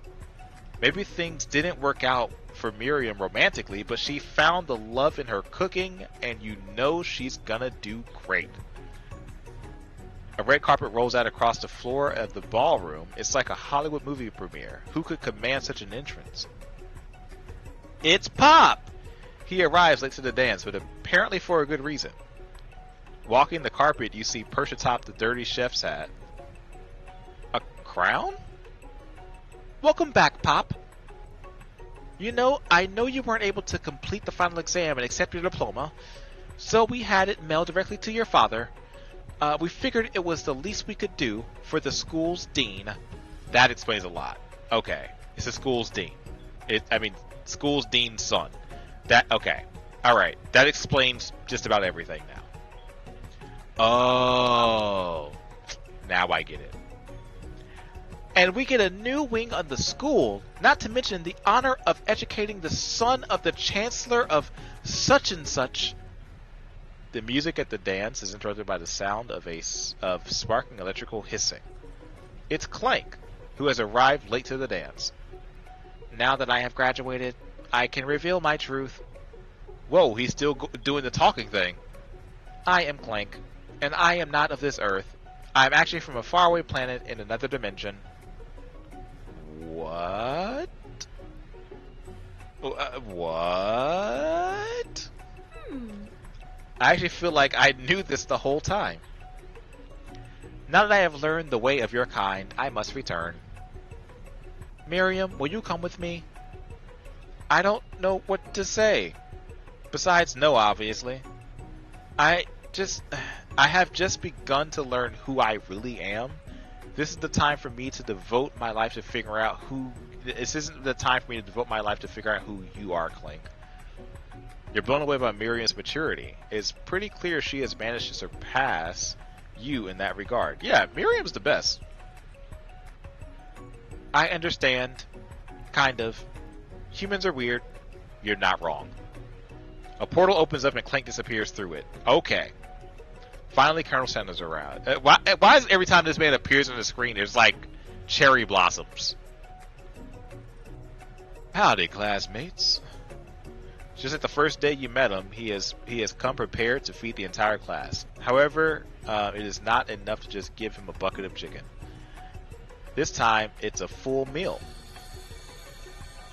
I didn't get the most famous chicken man in the history of chicken, and man, by not remembering people to go out and buy the... Wait. Okay, let me start it over here.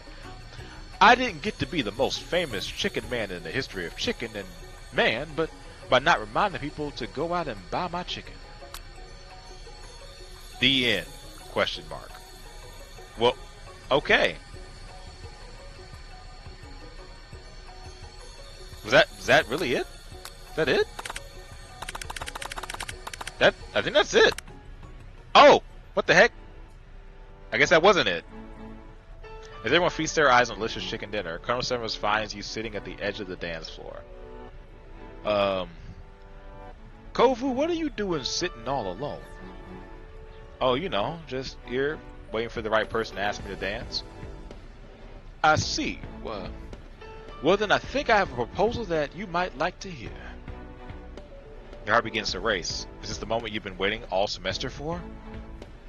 This fall, when I opened my first original chicken restaurant... Colonel Sanders leans in closer. He reaches into his coat pocket and retrieves something small. It fits snugly into the palm of his hand. As he speaks, he begins to extend his hand towards you. Yes? I want you to visit, and feel free to use this coupon for one complimentary side dish of your choosing, plus a soda upgrade on me. Colonel Sanders places a single paper coupon in your hand. You notice that it expires at the end of the year. Gee, thanks. Don't be a stranger. The end.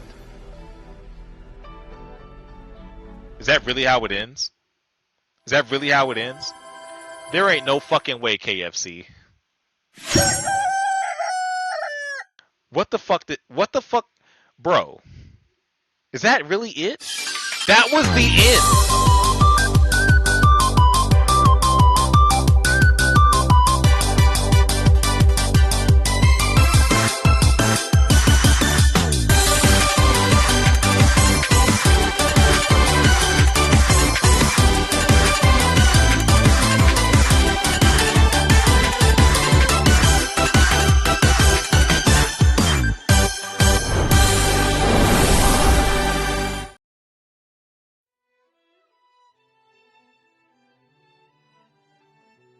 What the fuck was, bro?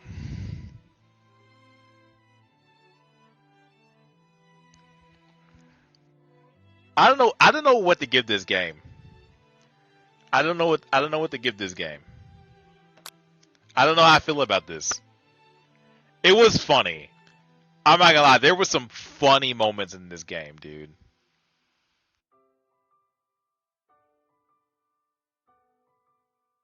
It's so stupid. Yeah, it was a very stupid game. It was on par with the who killed Sonic the Hedgehog game that we played. Who murdered Sonic the Hedgehog? I love the Sonic game though. That Sonic game was fucking fire. This game was also hilarious though. I gotta give it its props for everything that it was. It was honestly pretty good. Like I have to give it its props. Okay, let me set up the next thing real quick. We'll go here. Boom. Boom. We're here now.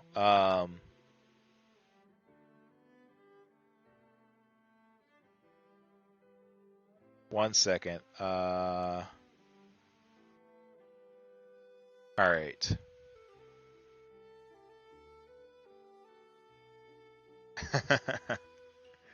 Okay. I don't know if Sarah's still here, but Sarah told me that there is a movie. The movie is not long. It really is just like a short film. If this is the full thing, if it's the full thing, it's only like 16, 17 minutes long, so we can watch it and then we can end stream. But we're going to watch this movie called Recipe for Seduction. It is a Lifetime movie. It is based off of, I guess, this game, maybe? Or maybe the movie came first? I have no idea. But we're going to watch it, man. We're going to watch it. All right. Are you guys ready? Are you guys ready for this?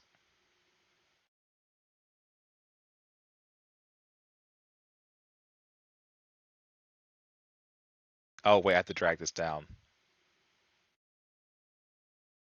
Let me fix some windows really quick.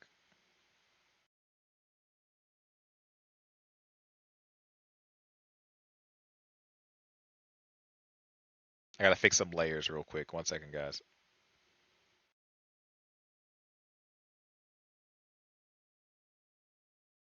There we go. Layers are fixed. Production is up. All right. Let's do this, man. I hope this doesn't suck. I hope it's funny. I don't know if there's subtitles or not. I have no idea. I don't see anything about subtitles. I see 720p as the only quality, so that's what we got here, guys. I'm watching this for the first time with you all, so don't like if something happens, I didn't know it was gonna happen. If you catch feelings, I didn't know it was gonna happen. If it's terrible, I know it's gonna be terrible. So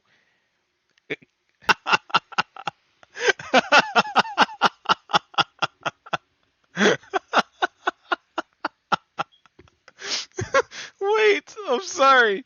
I'm sorry. I'm sorry. Mary, I'm sorry. Jessica. I'm sorry. Marrying Billy is the only thing that can save us. Wait. There's no way they did this to him.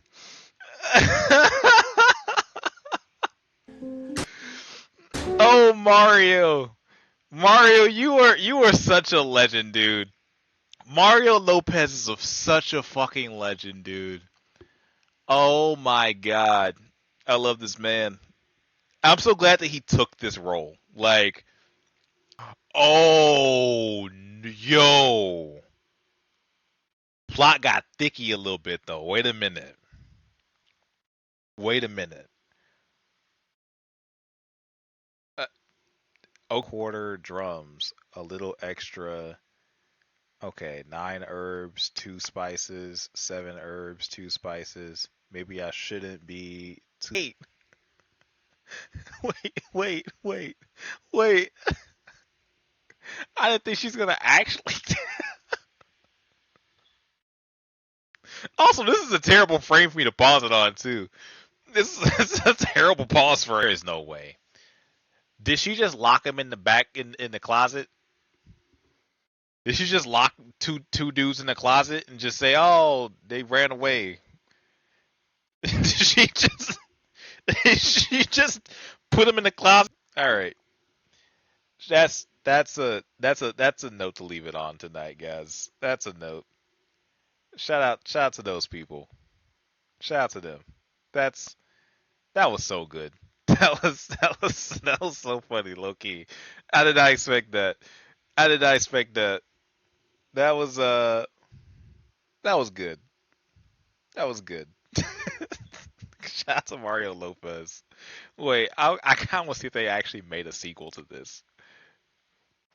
Um, that was a recipe for seduction for people who might have missed the title, by the way.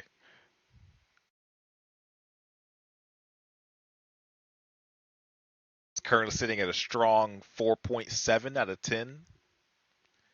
I think I give it a solid. I laughed a couple times. If I'm gonna like honestly rate this, I give it like a 6. It wasn't that bad. It was better than the last Airbender. I like that more than I like the last Airbender. Yeah, yeah. So bad is good. This came out like 5 years ago, 4 or 5 years ago. Crazy. All right. I'm gonna rate Corey, and I will see you guys maybe tomorrow. Maybe. Um,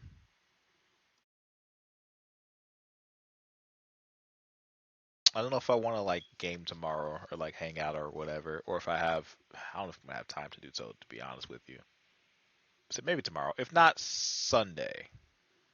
Sunday. Thank you guys for hanging out today, man. Thank you guys for indulging me in this. The second game I was gonna play, I was gonna play that horror game that takes place in the lab. I was gonna play the complex. So we'll play the complex next week, next Friday. I'll see you guys for that one.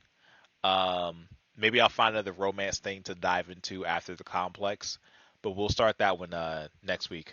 Love you all. I'll see you later. Enjoy the rest of your nights.